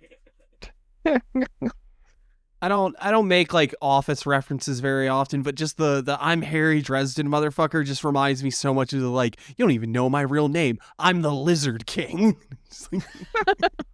Do we have any indications what actually went wrong with this man where he decided to not only harass his neighbor and try to break down his front door, but declared himself a fictional magician? I think this story is still in development, so we might be tracking this across the next few episodes to see how this actually shakes out. Yeah, everything I saw was like, guy had a mental break, but then everything about the mental break was just like unsubstantiated Reddit quotes. Which, I mean, dude said he was Harry Dresden, so not that out of the realm of possibility that he just had a breakdown. Isn't there like some information about him having harassed the child of this family before? He apparently had a history of harassing this family before he was like, hey, time for me to bring the laws of wizardry against you. Time to bring the motherfucking ruckus. Turns out... Listen here, you muggle motherfucker, lols. He's been arrested and his bail went up to $250K. So he's probably going to be spending some time in a box for a while. Yeah, the family's like, we don't want him out of jail because he's been harassing us. And the judge is like, fair deuce. Dude said he was Harry Dresden. What if he shows up with his blasting rod? The bail is set at proving you actually are Harry Dresden. Like, yeah, no, you get out of jail free if you can do a wizard trick. If you can blast down this wall, you can leave the prison whenever you want. We're making light of something that is just really horrific. The idea of some nutter butter with delusions of some kind, thinking that you're doing something awful to your own family to the point that he actually succeeds in making inside of the home, which is also very he broke concerning. Into the house. And meanwhile, he's declaring himself like a fictional character, which I want to know if that is some weird throwaway, if he was just trying to be oddly intimidating or something. I don't... Like, maybe he was banking on the idea that the guy didn't know the series. It's like, this is going to sound really hard. That's a great name, Harry Dresden. Or maybe great. he I'm thought... NFL Super Pro, and I'm sick and tired of you guys gambling. It's very much like just Florida man levels of shit. It's like, this is just... Where did this happen at again? That's a good question. No, it wasn't Florida, but it was somewhere... Florida-esque. Yeah. Florida adjacent. It was California. California. Okay. Yes. The Florida of the West Coast. Someone get Benny on the line. The homeowner's wife and child hid in the garage while the homeowner confronted him with a shovel, which fair game. That's what I would do if I was being attacked by a magician at my door. You know, there's one thing about it that is to me interesting. When this video first surfaced, there were so many comments going, this is fake, this is AI, this cannot be real, this is an AI video, this is fake, I can see from this person looks like, you know, oh, look at how it is, this isn't this, look at the pixels, you know, that's that old chestnut of like, this is photoshopped, I can tell by the pixels. There was a lot of people that were just so ready to go, this is just not an actual thing, this didn't really happen, because of how absolutely wonky it was. It is pretty weird. If it didn't have him going, I'm Harry Dresden, motherfucker, and we weren't able to make jokes about his kinetic rings and his blasting rod and his jack-off crystal, we probably wouldn't even be bringing it up. Yeah, this wouldn't even be, I don't even know if it would have made it into the news segment, but... Oh, no, but it wouldn't have... Yeah. I don't think they brought his jack-off crystal up, did they? I don't know. You're the one who reads the books. Yeah, that's the thing. I thought the jack-off crystal was left off. You just hear like a thick encyclopedia-sized book smacking the desk, and he's flipping through pages. Yeah, no, the jack-off crystal. Jack off. Yeah, no, he didn't jack off on this guy's yard. God damn it, I got the hiccups and it's pissing me off, and I'm trying to do a jack off. Do you have peanut butter? Do I put it on the top of my roof? Wait, No, you put it in your mouth. On the top of my Hang on, roof. what? Climbing a Just, ladder to... The thing that Hold always on. works for me is a spoonful of peanut butter, but I guess this does not always work for everyone, so I don't know. I've been using it since I was a kid. Local, is that another southern delicacy? Like the possum on a trash can? Oh, God, I hate cocoa. Peanut butter on the roof?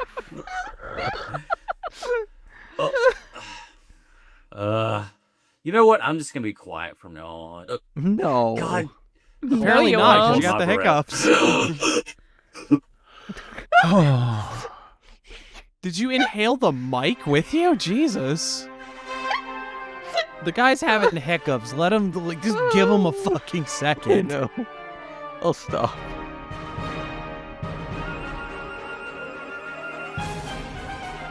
My good friend Richard Nixon just told me to get rid of these documents. I don't know what they were. But I'm a good friend. It's like, sure, bet I can set these on fire. You want me to meet you at what hotel? Wait, Dick Nixon? Yeah. Well, his Raccoon friends call Dick him Dick. Nixon. I can call him Dick. You call him Richard.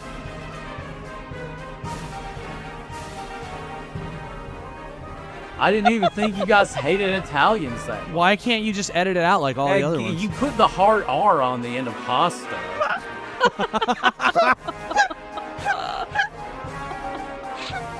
I can't breathe.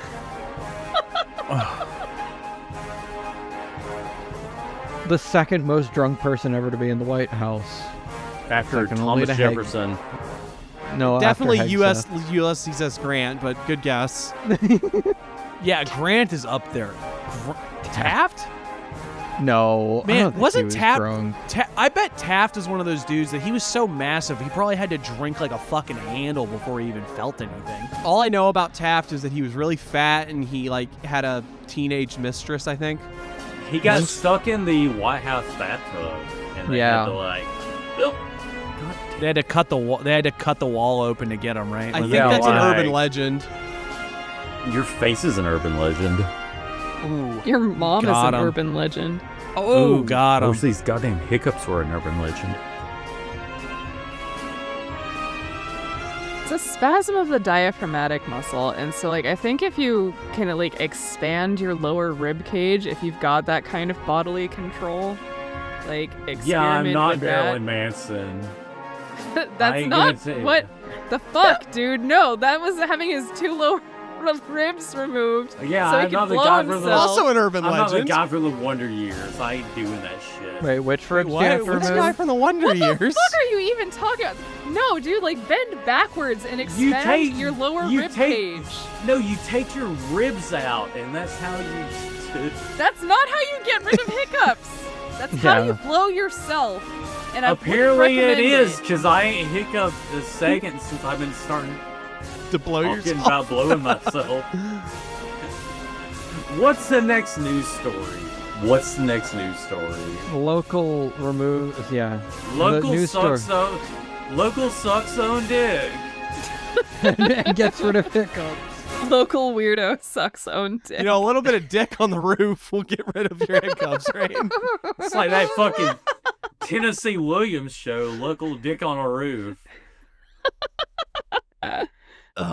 Sorry. I'm going I home just- now. I don't know what to say.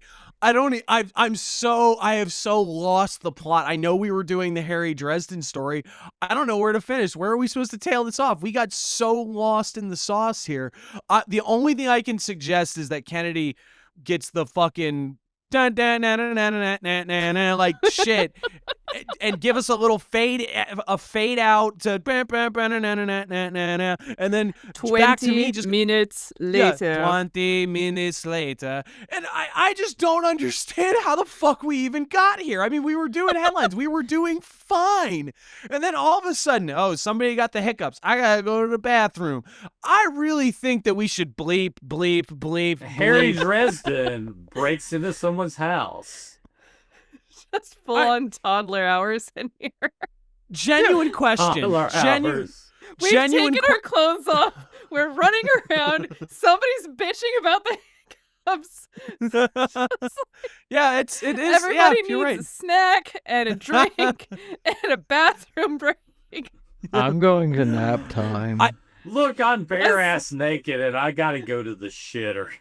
As long as no one pisses in a corner, I think we're doing all right, honestly. Oh, we ain't doing all right. Cowards. One question. You're afraid to piss in the corner. One question for the people that have read the Dresden Files. Outside of the context of the horrific crime, is this in character? Would Harry Dresden show up at your door, talk to you through the Ring camera, and just like yell and holler at you like, open the door, open the fucking door, and then just like bust it down? He would handle this way better. First of all, the Ring camera would be fried because he's got an area effect, and then he would kick down the door. And if this child were genuinely being abused, which is what this guy was apparently afraid of, was that this daughter was being sexually molested by her family, he would be in there making an absolute fucking mess of somebody's face, probably using ice powers. You're right about the Ring camera being fried, but this is 100% like he just shows up at a house and he forgot to bring his rod and blasting staff and kinetic rings and bracelet and skull in a box and every other thing. And so now he's like, over the door, I'm Harry Dresden. That is 100% what he would do. All right, one more follow-up question. Is Harry Dresden, like, if he sans all of this material, he's kind of just a dude, he's a little boned. It's like, oh man, I don't really have any, like, I'm really mad and you should let me in, but I don't have anything I can do to stop you. He has the magic powers of the fucking Unseelie Winter Court. I don't think they use Unseelie. I don't remember. No, they do use Shit. Unseelie. It's Okay. like summer It's and winter. been a while core. since Yeah, I read yeah. those. Yeah, well, like, I can He's the remember it's winter summer knight. and winter, but I can't remember if they actually use Seelie and Unseelie because it's been for fucking ever since I read the fairy books. Tempur-Pedic? Yes. Never mind. So, like, he does have access to tremendous power, but it's also, like, really scary, tremendous power, and that would also come with its own problems. So, like, he's stopped being just a guy a few books ago, and I can't remember if he's got, like, empty-handed magic that he frequently uses, because he's always beefed up with all these rings and things. No, he does. Yeah, he can use, like, I can just whip off magic, but he specifies in every book that, like, no, I'm actually way better when I can sit down and come up with a podcast that I do. No, he's got a bunch of tools that he's always carrying around with him, and I think lately he's relying on the tools partly just so he doesn't start relying on the power of winter, because it does have a corrosive effect on the human part of his nature. You know, next novella comes out May 5th. You know, check out jimbutcher.com. I have not even finished Battleground, I think. It's the one before 12 months, shit, right? You haven't finished 12 I haven't. I got started on it, and then I got distracted, and then I went on a T. Kingfisher binge, and I haven't come back around, so... Well, if that's the case, final question. Is this actually just a covert marketing stunt by Jim Butcher? Probably not. No, it is. It's like when all those clowns started popping up back before. Turns out this whole thing was AI, and they're paying off the press. They're just trying to increase sales. It turns out the marketing campaign was the friends that you made the entire I think if anything, it's an Aww. accidental marketing campaign, as everyone's just like, who the fuck is Harry Dresden? That was my reaction. Because, like, if you search Harry Dresden, the GIF keyboard, only this guy shows up. Like, it's after you scroll for a little while, you start getting like Harry Potter and stuff, and like Harry Styles, I guess. I don't know. The lead singer of the band that was married to Gaiman? No, that's Amanda Palmer.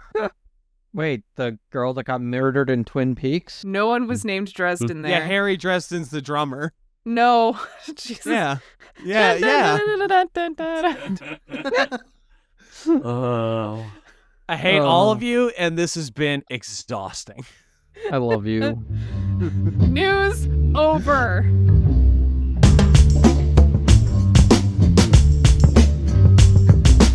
All right, Kennedy, so for the culture piece, we're going to talk about more, right? Yeah, we're going to talk about more. Yeah, we're going to discussing the connections between art as a practice and the creative aspects, and how that is in and of itself a kind of magic. It is something that the act of creating art carries that magical influence out into the world, right? That's what Moore was always about. Precisely Okay, cool. what Moore is about. Alan Moore, right? No. What? Oh, wait. So we're talking about the Moore where it's talking about the ways in which sexual practices can be used to manipulate the consciousness in the same way that art may lend itself, or the creative process may lend itself to the magical experience. Ultimately, the magical experience is somehow something that gets wrapped up inside of us and our experience of the world, right? Yes. So Steve Moore. No. What? All right, we're talking about the guy that played James Bond, right? Not even close. Roger Moore? No. Mandy Moore. No, she just likes candy. That is not even relevant to this. Wait. Macklemore? The thrift shop guy? Michael Moore. We're going to talk about Frank Moore. Frank Moore. You asked for an intro. Frankly, I expected more from you. Well, hey, But no, local, just do the impression real quick for me. It'll make me feel better. My name is Frank Moore. I am Frank Moore. I'm this famous handicapped artist. That is for sure. We discussed Alan Moore when we did the podcast in the woods at Carnival of Chaos. No, we discussed Frank Moore, and you're mixing it up again. Oh, damn, that's what I meant. Same difference. They're both the same. Yes, if anyone caught the live episode we did over at Carnival of Chaos, we did get to discuss someone that is very near and dear to my heart and has only grown nearer and dearer in the time since that episode. Performance artist, writer, shaman, Frank Moore. Ready Moore. Oh my God. Just for a bit of biography. Frank Moore was born with cerebral palsy, correct? Yes, Frank Moore was born with cerebral palsy. He was unable to walk or talk, and for many, many years of his life was essentially unable to do so. He was later able to communicate using eventually a laser pointer and a board of letters and commonly used phrases, but he also had a helmet with a little stick on it that he would use to communicate. Moore was a truly artistic powerhouse. He wrote, he directed plays, he did what he's most famous for, performance art. He had readings of his poetry. He played piano.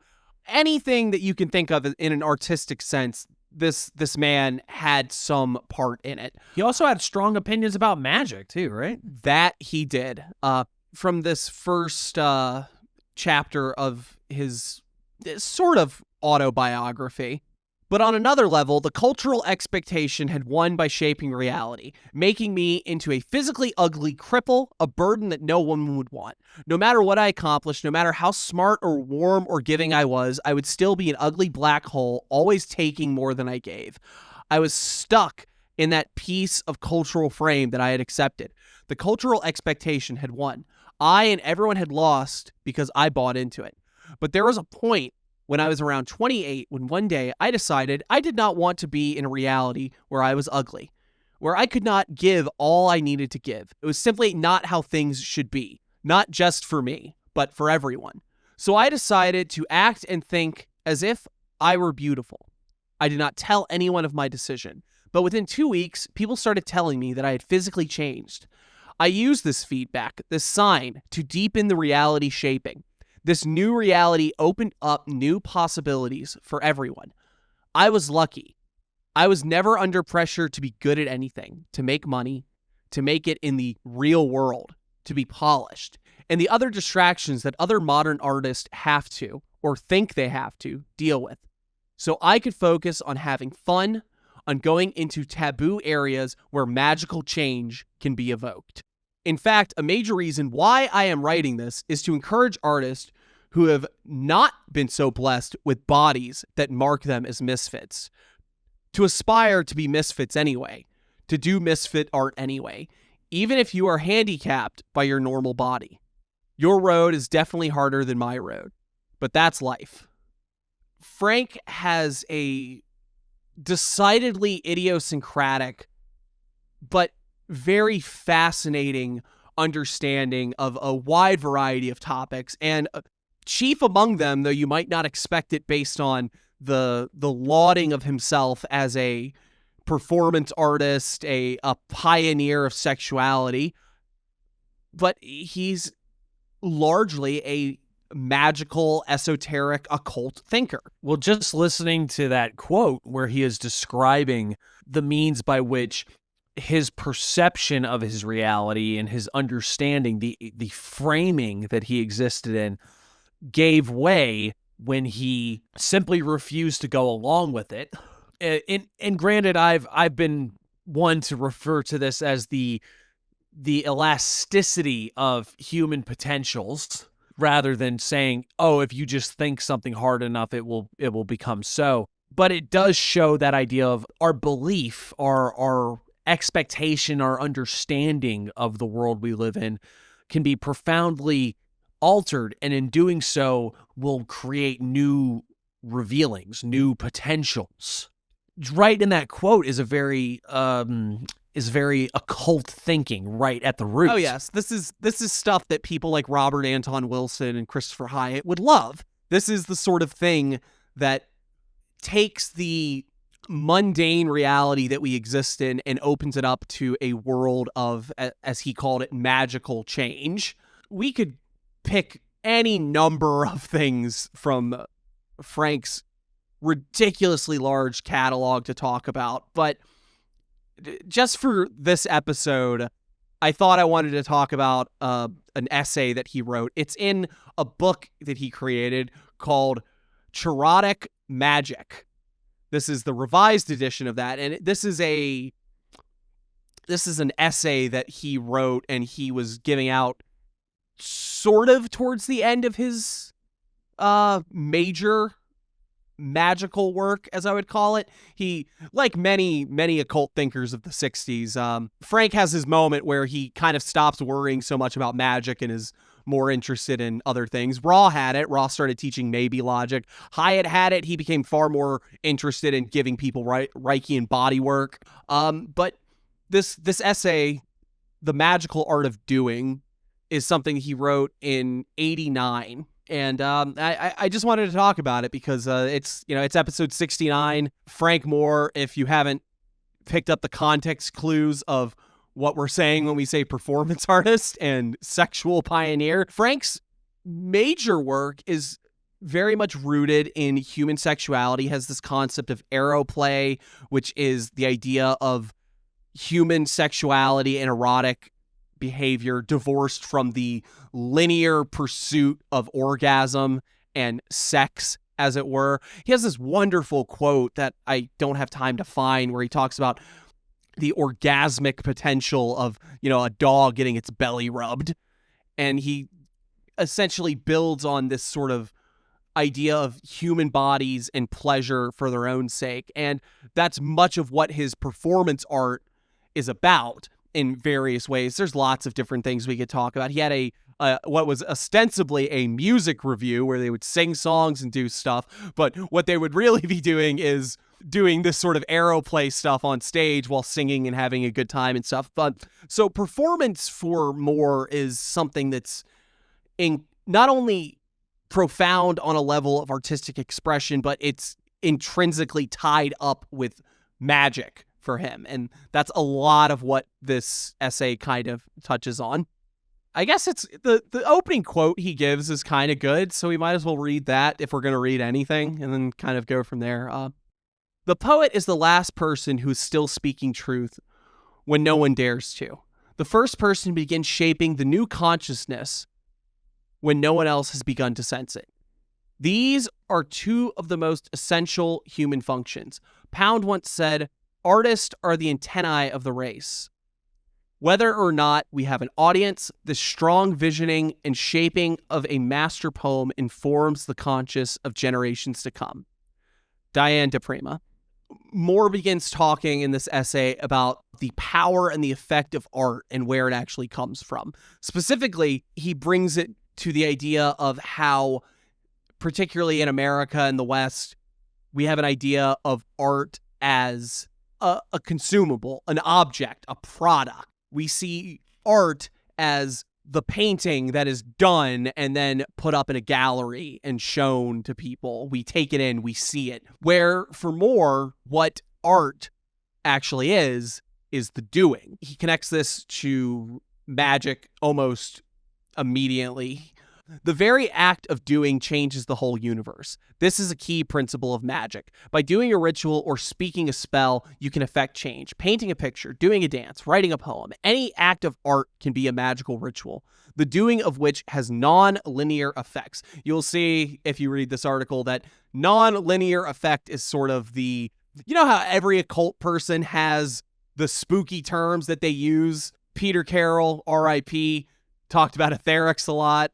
Well, Austin Osman Spare would refer to beliefs as is and as such. They would have these certain terminologies that pointed to where they were sort of philosophically hanging their hat. Yeah, and for our purposes as the practice first neo-coyote pragmatist people, these are terms that don't really matter. What this is this is the lampshading of spooky nonsense happening. For more specifically, the idea of non-linear effect is the way in which doing an act of magic has effects beyond the simple cause and effect of the rational world and so on and so forth. Which goes back to his arrow play, the idea of sexuality or sex, fucking, is rooted in a linear cause and effect.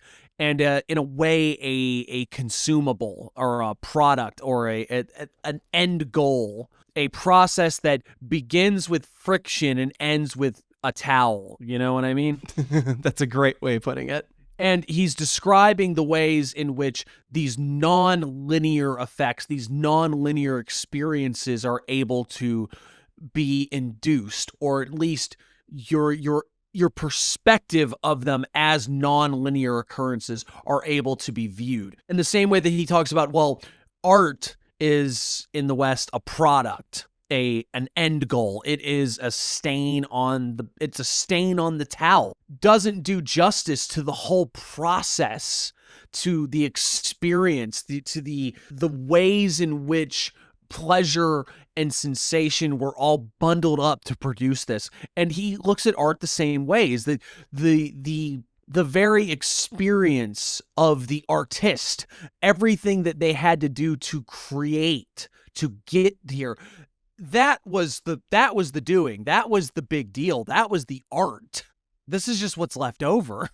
Exactly. There's a little excerpt from this where he, when a child first draws crazy lines on the wall, he is not trying to create something or express himself or show you something, but to do something for some effective purpose that our linear logic cannot grasp. The crazy person does his insane rituals not to express himself, but to keep the sky from falling, to make pain go away. And it works. The sky does not fall down. Maybe it is because of the rituals of the insane. and at least shows where Moore is coming from with these ideas of the. In a way, it makes me think of what was it? Was it Wittgenstein's yes. of Fraser comments and on Magick? the Golden Bough, or remarks on the Golden Bough. Oh, yeah. Where he discusses the idea of, because of course Fraser's very big on the idea of sympathetic magic. Fraser will tell you that the simplicity of magic is that a man, an ancient man creates an image of an enemy and stabs it because he thinks that will cause the enemy pain or will bring about the death of his enemy. And Wittgenstein wants to tell you that that's a ridiculous proposition, that clearly anyone could imagine. The example he uses that's really great is the rain dance, where he talks about clearly ancient man was dancing because they wanted to make the rain come, and it would never have occurred to them that it was going to rain anyway. What Wittgenstein is talking about there, and what Moore is talking about here, is that art, in this sense, the magical process, is something done for its own sake. It is something that has its own, in the way that we would talk about it, its own revealing. It's the act of magic itself is not in pursuit of a goal to simply bring about, getting a hamburger, but the act of bringing a hamburger into the world with magic has its own satisfaction. It points to the inherently irrational or illogical quality of magic, rather than viewing those as a negative, rather than going, oh, irrational, illogical, bad, don't do it. It's exploring the ways in which our rationality and our logic are not the end-all, be-all of human experience. In a way, these types of experiences, these types of practices, the act of making art in and of itself is something that is just ingrained in us. It's what we do. And shamefully, we all get so caught up in the idea that you're supposed to be good at it, otherwise it's not worth doing. But there is a beauty to doing art, to singing badly, because that's just how you sing, to making art that isn't very good, or even taking away the ideas of judgment of good and bad, of just rather than saying, oh, this is good because an audience likes it, or this is good because some critic enjoys it, just doing it for the sake of doing it, because it's hardwired into us as human beings. And that touches on what Moore is really trying to present in this.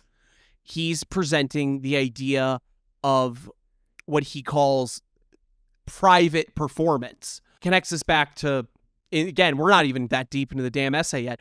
He connects this to what is a constant theme in a lot of his writings on shamanism. And, we can have arguments about the use of that term. Trust me, I got plenty of them. But he discusses the caves that early man would paint in, these private things that were art created, not meant to be seen. He talks about the shamanic practices where these figures would go and prepare themselves for these visions that they could not personally use nor possibly understand. And none of this was built on the idea of other people seeing it, whether for pleasure or otherwise. And he connects this intensely to magic in the sort of way that Ra would, perhaps, the idea of consciousness change and so forth. The cave artists operated in this magical way. Their art was not for looking at. This is why they did their rituals and paintings in very dangerously inaccessible black bowels of caves. The purpose of these paintings and rituals was to magically affect change in the world, the past, the present, and the future, as well as the life after death, or to communicate with the universal powers. Universal powers is another term that I think Frank is using to sort of lampshade the big spooky whatchamacallit. It's a good one. I like that one, actually. Oh yeah, there's far worse ones you could be using. Yeah. This magical effect and these communications were caused by doing the art. The act of doing this magic art released an energy some of which remained within these caves, making them holy or magical sites. The walls of these caves were layer upon layer of magical drawings done by different tribes over time spans of hundreds or thousands of years. These tribes may have been drawn to these dangerously inaccessible caves by this special energy released through the doing of art stored in the caves, radiating out of the caves, and recharged by every new act of magic art done within the cave. And here we see the implication of like the cave paintings, or the shaman that goes off into seclusion to perform rites that no one will see, to experience things that he can't tell anyone about. We're seeing a notion of the ways in which ritual, within which art, which these practices are able to be used in ways that are divorced from the sense of product, and in a way divorced from a sense of transactionalism, you know, that it's not necessarily like it is understood that there will be an effect. The cave paintings were done as a means of evoking something, but not in a way that our rational minds can grasp, not in a way that our simple A to B logics can understand. And in that way, they are liberating. They're opening. They are revealing new vistas for us. What Moore refers to as the private performances, where he gives the example of singing along to the radio and stopping when other people come into the room, or he talks about doodling to yourself. That there is that even in the small ways, the things that are done for the audience of one are ultimately the authentic approach, the true, not, and he even does say that the problem isn't that we expect art to be seen. We mess ourselves up because we expect that's all there is to it, that art only matters when you have someone listening. You know, your song doesn't matter if you don't have an audience, that sort of thing. And by doing so, we miss, if I'm interpreting it right, by doing so, we miss the true magic, the thing that is able to be carried out from within into the world. Yeah, and I think anyone that has done magic kind of understands this idea to begin with. It's I mean, I understand in particular in the age of social media and so many people that connect with other spooky people and are talking about their work constantly and showing pictures of their altars. I'm not criticizing you. We are among these people. There is a certain sense in which the old adage of keeping silent has been forgotten about. But I would wager that everyone here does magic and has done magic that was entirely for them, and they haven't spoken about it. They have no desire to speak about it because it's not something that you can grasp in such a way. Sorry, it's just struck me how profoundly at odds with a lot of what we normally talk about this sort of idea is. We're very much the practical, what are you doing, what's moving the needle kind of magic people. But you're not asking people to do it for the sake of performance, for the sake of being like, okay, everybody, post your Instagram-ready photos of the ritual that you did. You're doing it in a way that's designed to challenge people to do fucking something. Like, it doesn't matter if they're doing it privately. What matters is that they are doing it. Whereas there's also this kind of, I don't know, this, he talks about, you know, doing things for the performance, and there is something that sometimes can be kind of performative. You know, you've got your little group and everybody goes and checks in and talks about, you know, this is what I've been doing this week. And sometimes that can be useful because it does get you thinking in terms of like, oh, you know, my friends are doing this. I should also maybe, you know, remember that I'm a practicing occultist and not just, you know, someone who talks about it all the time.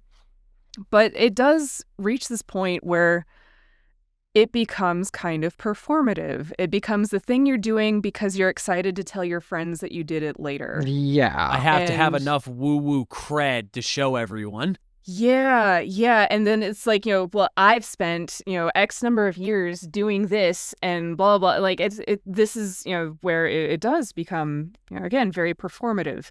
It's a way of giving yourself credibility instead of just being like, yeah, no, this is a thing that I do. It's a part of my life. I don't need to brag about how many years I've been doing it. I've just been doing it. But I'm a double Crowley. The double Crowley. And it's like, not like I haven't been like, oh yeah, I've been doing this practice since I was X years old. But it's also not like I'm trying to do that to make people take me seriously as a person that you should pay to do their spells or something. Because again, this is also where it's performance. And this is part of what he's talking about in this is like the way we're doing it to gain some kind of utility out of it that goes beyond just the craft itself as art, as magic, and the importance of just like, if you are doing a magical art, be it like strictly magic or strictly art, that like, and just Jesus fucking Christ, I'm frustrated trying to talk about this because like the language that we have to talk about it is kind of overwrought. It's stifling. It is, because like so much of it does happen. Like it's the process. He's very focused on like the process of making the art, the stuff that happens in private, the stuff that happens behind closed doors. When you're selling art, you're focused on the product you're making and not the process itself. And he's right that the art that is going to end up much deeper is the stuff that's going to change you as the artist. Whereas, plenty of people get into that mindset of just like, I am making art because this is what pays the bills. And it destroys your love of making art. Yeah, and it destroys your ability to do magic. Here, just not to keep reading this fucking thing, but it's good shit, so you need to fucking hear it, people. Where was the quote? There we go.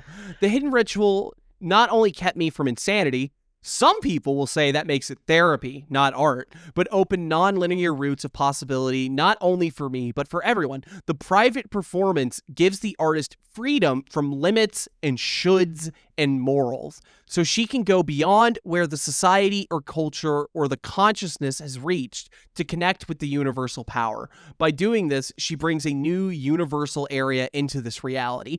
And that's, in a very subtle way, exactly what we're talking about, because so much of occultism as a modern online community is entirely rooted in other people's perception of magic that you're allowed to do, that you should do, that is okay for you to do, for you to talk about.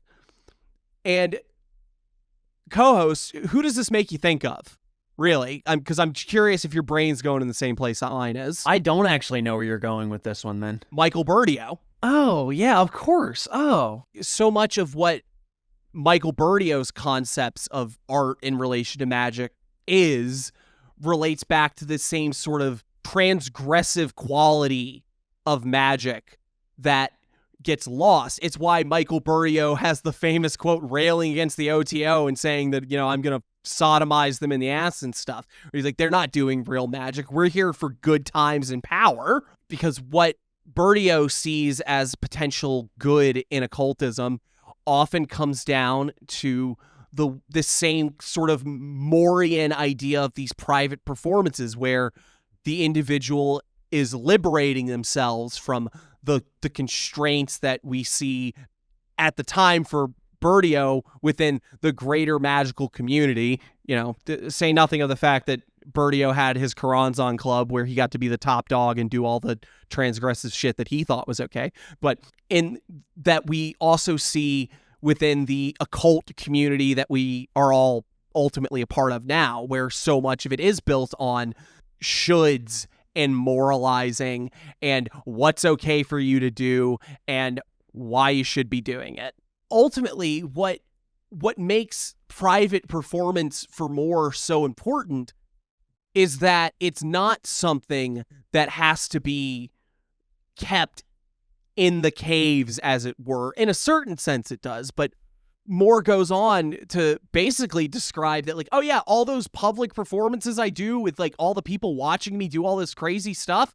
No, those are all private performances because the audience is just there to give me some energy or provide something.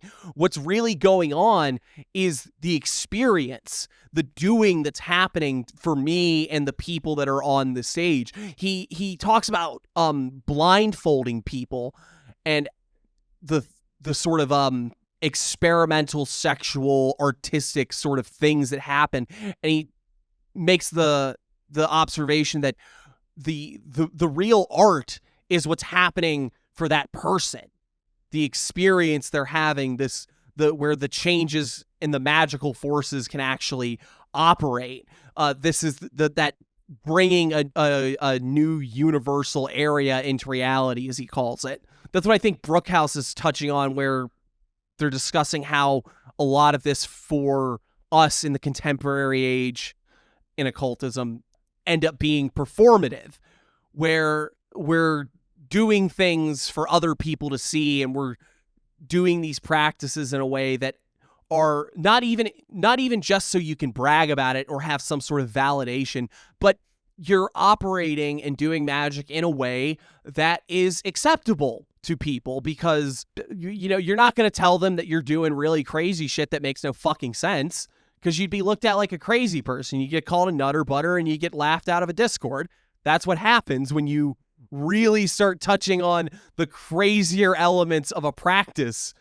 Ultimately, unless you have some sort of big metaphysical bugaboo, you're a Thelemite, you can talk about whatever crazy shit you want because they can always root it back into like, all right, well, this is, the law of Thelema, and here's Ra Horkuit in Babylon and yada yada. If you're a coyote, we can always root it back into this, well, nothing's true, everything's permitted, this is just your particular paradigm, and so on and so forth. We have ways in which we can neutralize what Moore sees as the actual doing, the where the real magic happens. It's like I said, it's just it's an interesting thing to struggle with, particularly because it's so tied up with art, because it's so tied up with creative pursuit and creative process. But there's a very real way in which someone like Frank Moore is pushing for magic to be something that is done beyond the confines of what acceptable occultism is, if that makes any sense. It does, and it's a beautiful concept. I do want to say another quote from this essay. In my work, I have been trying to discover how private performances affect the outer world. The most obvious and least controversial way in which they affect the outer world is that the doing of a piece that no one other than the doer will know about or experience psychologically changes the doing artist. By his relating to the outer world after the private event, the change is transferred to the outer world. And I want to bring up a quote by Jung that I really think is, it's something that I think about probably more than I should, but this is from the Red Book. Magic is the working of men on men, but your magic action does not affect your neighbor. It affects you first, and only if you withstand it does an invisible effect pass from you to your neighbor. I always find that one a very interesting proposition, if nothing else. But the notions of magic having to start somewhere, and it has to start with the person doing it before it can have any hope of escaping that orbit and going out into the universe. I think in a great many ways, it almost describes the notions of lust of result when we're so caught up in a transactional, and this is one of those things for the pragmatist, for the coyote, for the person that is magic is about results. It's a hard one because on one hand, Moore definitely acknowledges that magic has results, magic has effects. These aren't things that are being challenged, except what Moore is saying is that it's our perception or our approach to these effects, to these results, that perhaps cut us off from the source from which these things spring. That the doing for its own sake, the doing in a way that cannot be easily explained and rationalized and made justifiable to an audience, to a people, to the societal pressures that even amongst the fringe of occultism, of weirdos, that we might be stifling ourselves, that we might be tying our own hands, trying so hard to be agreeable, to be understandable to people that ultimately the magic is not for. Brooke, Local, what do you guys think? It's Local's turn. I said some stuff already. I might say more, but Local's got to take a turn. It's getting late. If he's awake. I feel bad because we went so long. He held his breath too long to get rid of the hiccups and is passed out.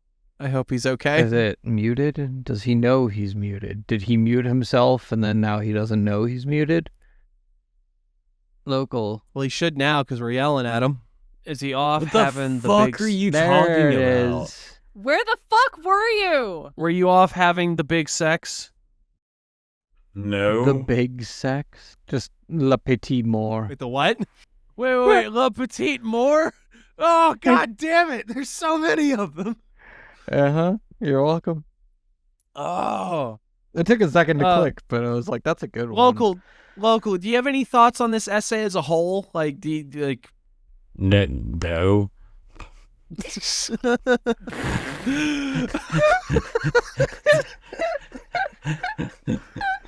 Oh.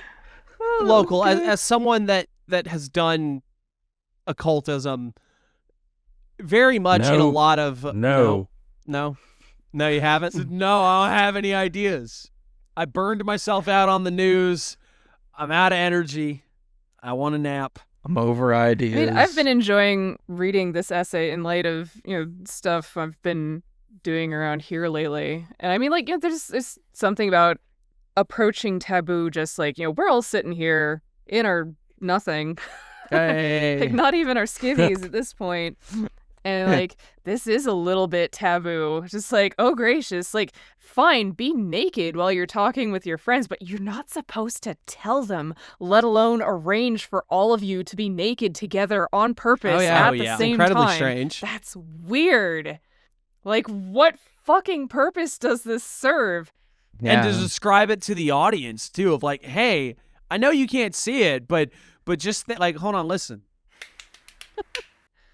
That's all saying, you guys baby. got mosquitoes too. It very much veers into the sort of private performance thing that Moore's talking about, I think. Yeah, like, we're doing this literally, like, it's none of us are benefiting from this other than the experience of doing this. Well, I mean, speak like, for fair. yourself, bro. Like, the Yeah, I'm airing out. Like, I'm it's a little bit too cold for a proper airing out where I am. But yeah, no, it's just same. like, what is this doing? I don't know. We're gonna find out what this is doing. This is gonna have some kind of weird kickback effect over the next few weeks, few months. Whenever this comes out, everyone's gonna be like, "What the fuck is wrong with you guys?" And they do that every we're gonna episode, have to Brooke. address some allegations, is what we're gonna have to do.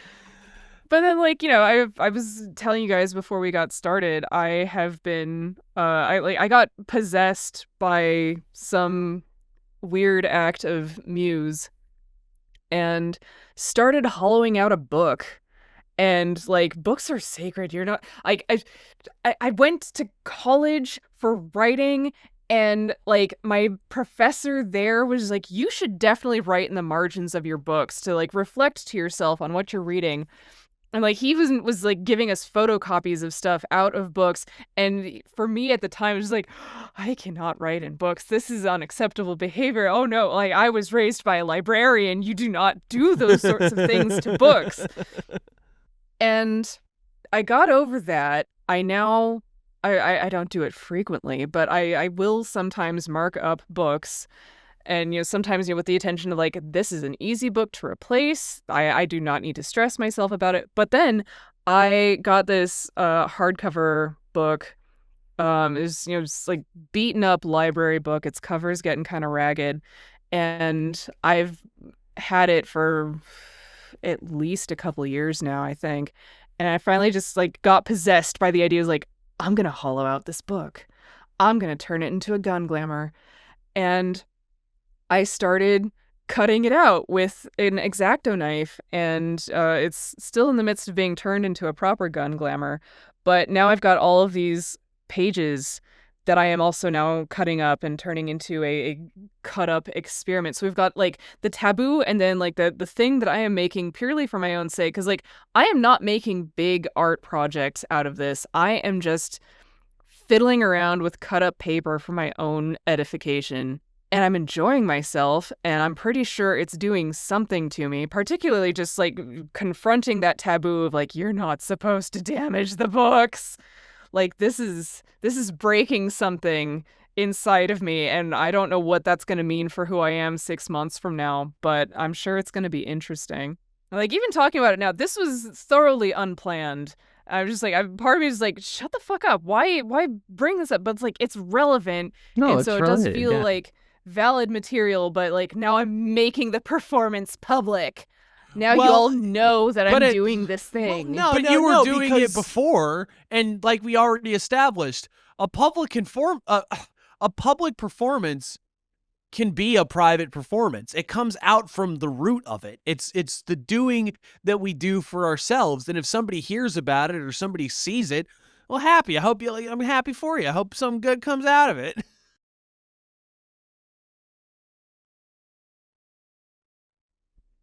Well, and Moore even talks about how he refers to it as documentation and art products, but he refers to these as linear mediums through which the act of doing the magical art can cause effects in the world. It's not to be limited to them is the real thing, because again, Moore was a performance artist. Moore was a book writer, an actual artist. He does these sorts of things. He's not against the idea of other people seeing what you're doing.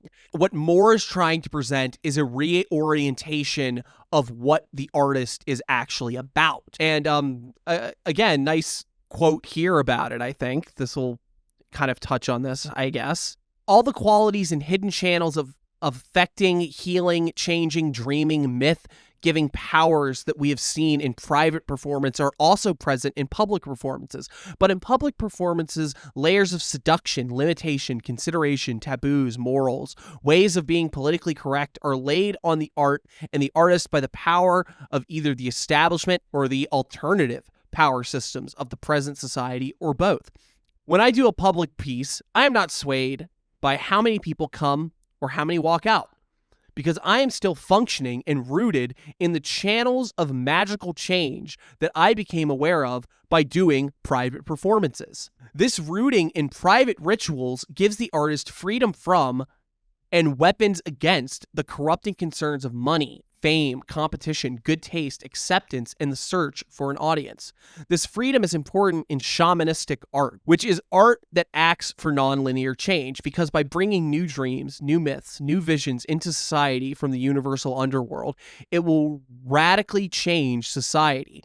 By being linked into a power system, be it establishment or alternative, the artist is trapped in a basic conflict of interest, because she has aligned herself either with protecting the social system or with a certain manner of change, when her true job is to carry the new visionary myths from the gods into this world through her body. When the artist is rooted in private rituals, it becomes clear that she is not an agent for society or some political movement or the art galleries and art experts or even for her own individualistic imagination. Instead, she is an agent of the gods, of dreams, of visions, and myths. An artist who is rooted in private channels is not affected by this attempt to curb the power of the art by strapping it to an audience acceptance and agreement. I don't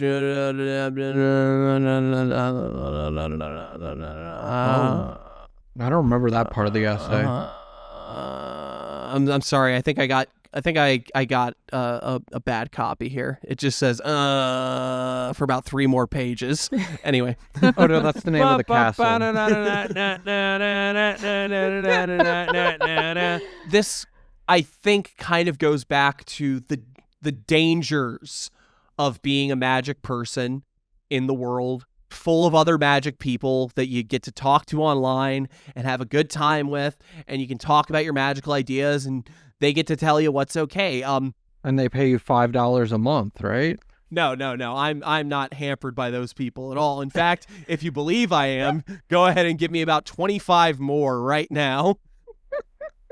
25 what? I guess if you can take anything out of this that's a positive message, I think it's understanding where that line really is, because you can spend a lot of time doing magic, being an artist, doing spooky stuff that's all built around community, that's all built around the people that you can discuss these sorts of things with, the sort of acceptance and validation that you can get out of them. And there's a dramatic loss to be had by neutering yourself in such a way. He gets to talk about another guy that was very near and dear to my heart in a lot of ways. A guy named Paul McCarthy describes this man as this dynamo of performance art. And he was. Paul McCarthy was a fucking monster, man. He would just throw himself into a room and just get smashed to pieces. He wore a mask. He would dress in drag. He would cut himself up and eat dog food and drink condiments. I remember one particular performance being described as starting with the usual antics of, drinking ketchup and ending with him having basically a seizure, just throwing himself into a wall until he was bleeding. And it's this horrendous, powerful sort of thing. Sort of G.G. Allen. Oh, yes, very much so. Yeah. And Moore describes what happens when the art crowd became accepting of this performance. He talks about them laughing at the clown, drinking ketchup with him to show that they were hip. And that can happen with the work that you do. And as a magical person, I think a lot of us would probably say that this is some of the most important stuff we do. I don't know. Maybe you don't think it's important, but I think I'd wager you do. You probably shouldn't let that happen to you, because what happened to Paul was the magic was gone and he couldn't get it back afterwards. The power that he had, the forces he was able to channel through these ridiculous acts became something that was consumed by the public, became something that was understood and acceptable. And it can happen to you, listener. It can happen to you. Maybe not from just talking about what you're doing, like Brooke's doing, like you're posting your altar and saying, hey, I'm working on such and such here. But there's a real danger in taking something as simple as your ability to sit naked in a room and do a painting, funky ideas, and to turn it into a silly little joke, to turn it into something that doesn't have any of the power that it should, to take the magical, sacred feeling that we were talking about at the very beginning of the episode that you can have by standing in the nude before the gods and saying, this is what I am, and have it become standing before an audience so they can say that is what you are. I love that. I think that's like absolutely beautiful. And again, it harkens back to what I was talking about earlier with like my practice. That's a lot. There's a lot in here. Oh, yeah. It's a good essay. This essay you could dive into this and come out with a lot of different things to say, but I think a lot of it is us touching on the ways in which we can become divorced from the root of what we're doing, or at least in Frank Moore's mind, the private performance, the doing that is only for the doer, and understanding that there is the effect that is carried out into the world, sometimes only through the doer being changed, but often these discreet, these private rituals are things that are very potent and can open up not just us, but everyone to new possibilities. But it does require a standing apart from, in a way, that if you allow yourself to be indexed, filed, numbered, stamped, approved by the folk folly, even the folk folly of your group of magic people that you hang around and talk to and you really like and think are really cool, those people can become just as much of a detriment if you let them. If you become so worried about what other people are going to say, what's the audience going to think, if you allow yourself, perhaps this is what Moore is driving at, if you allow yourself to be ruled by the influence of that outside force, you will have no hope of changing it. It is only when you're able to dig deep within yourself and present something out to the world that change can happen. It's only when you're able to retreat into the private spaces that you have available to you that you can render yourself capable of bringing something that could change the world. Listener, go to a cave, start painting on the walls. No, but genuinely, if you would like to read this essay, it is, we said it was in Erotic Magic Revised. It's free. Like most of Moore's stuff, you can just find it for free, and not because you're being a bad person and stealing from it. He just wants you to be able to read it. Just go on Internet Archive. It's right there. Fantastic. I love that. And we do think that it is certainly worth your time. Not just this essay, but all of, or at least most of Frank Moore's work. He is a delightful thinker, and he can hopefully be a positive influence on your perspective of magic, of art, of performance, of the world. You know. Does anyone have any parting thoughts on this essay before we close out? No, I think you guys summed it up really well. Like, I've talked too much about it already. I know, but like that's why I was like so quiet. It was like you guys were hitting any of the points I was going to bring up. Like, just edit local going, no, no, and then the clown music comes back in. Just edit in him slapping. Just more slapping.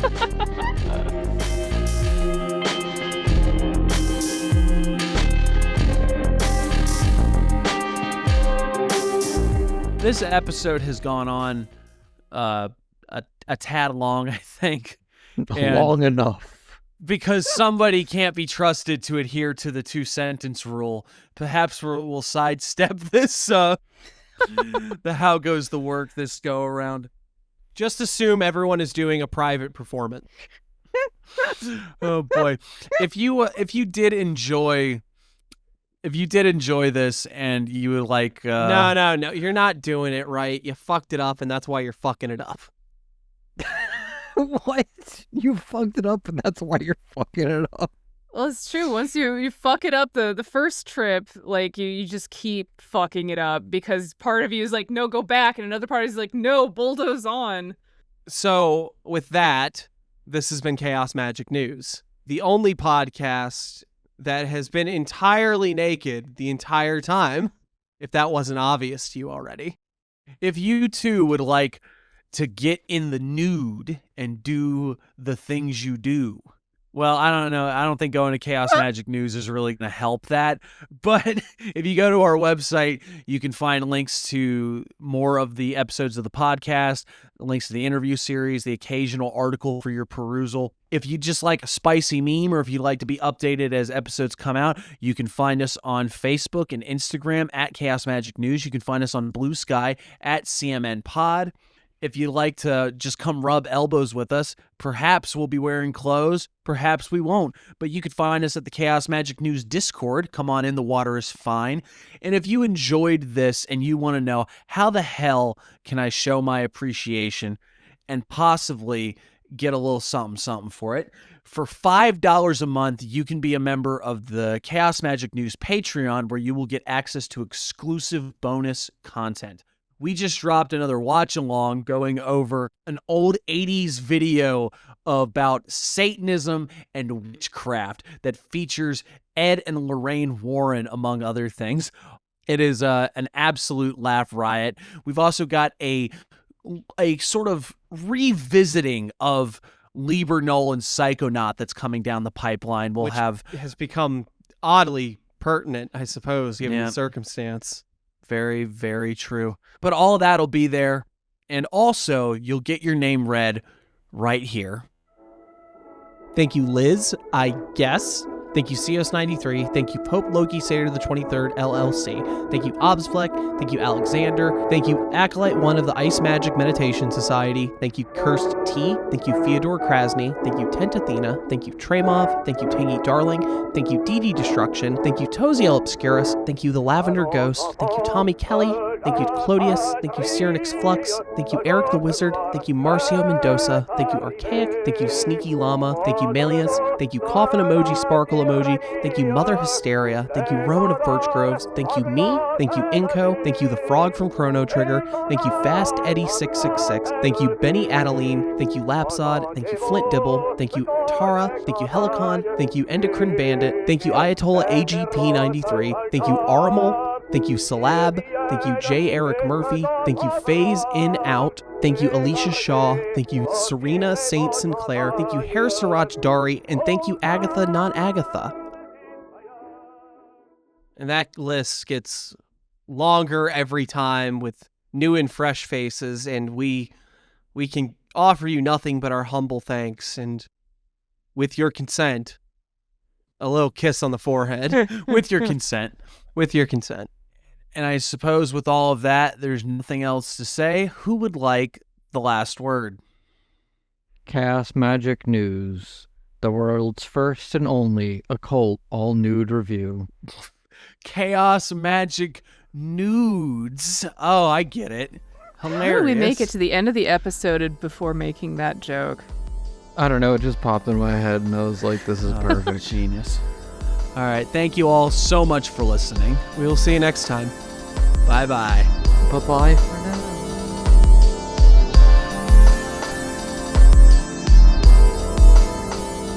Welcome, everyone. I don't have a name this week, Kennedy, and this is Chaos Magic News. Come the fuck on! No, you can't do that. You Try that again. fucker! How fucking dare you? Are you kidding? Podcast over. We're done. Canceled. Canceled for good this time. God damn it. Don't you ever do that again. Do you remember the last time you fucked with the format? You remember how bad things went? What episode even was that? I don't know, but it's called Messing with the Format, and it's bad. It's bad.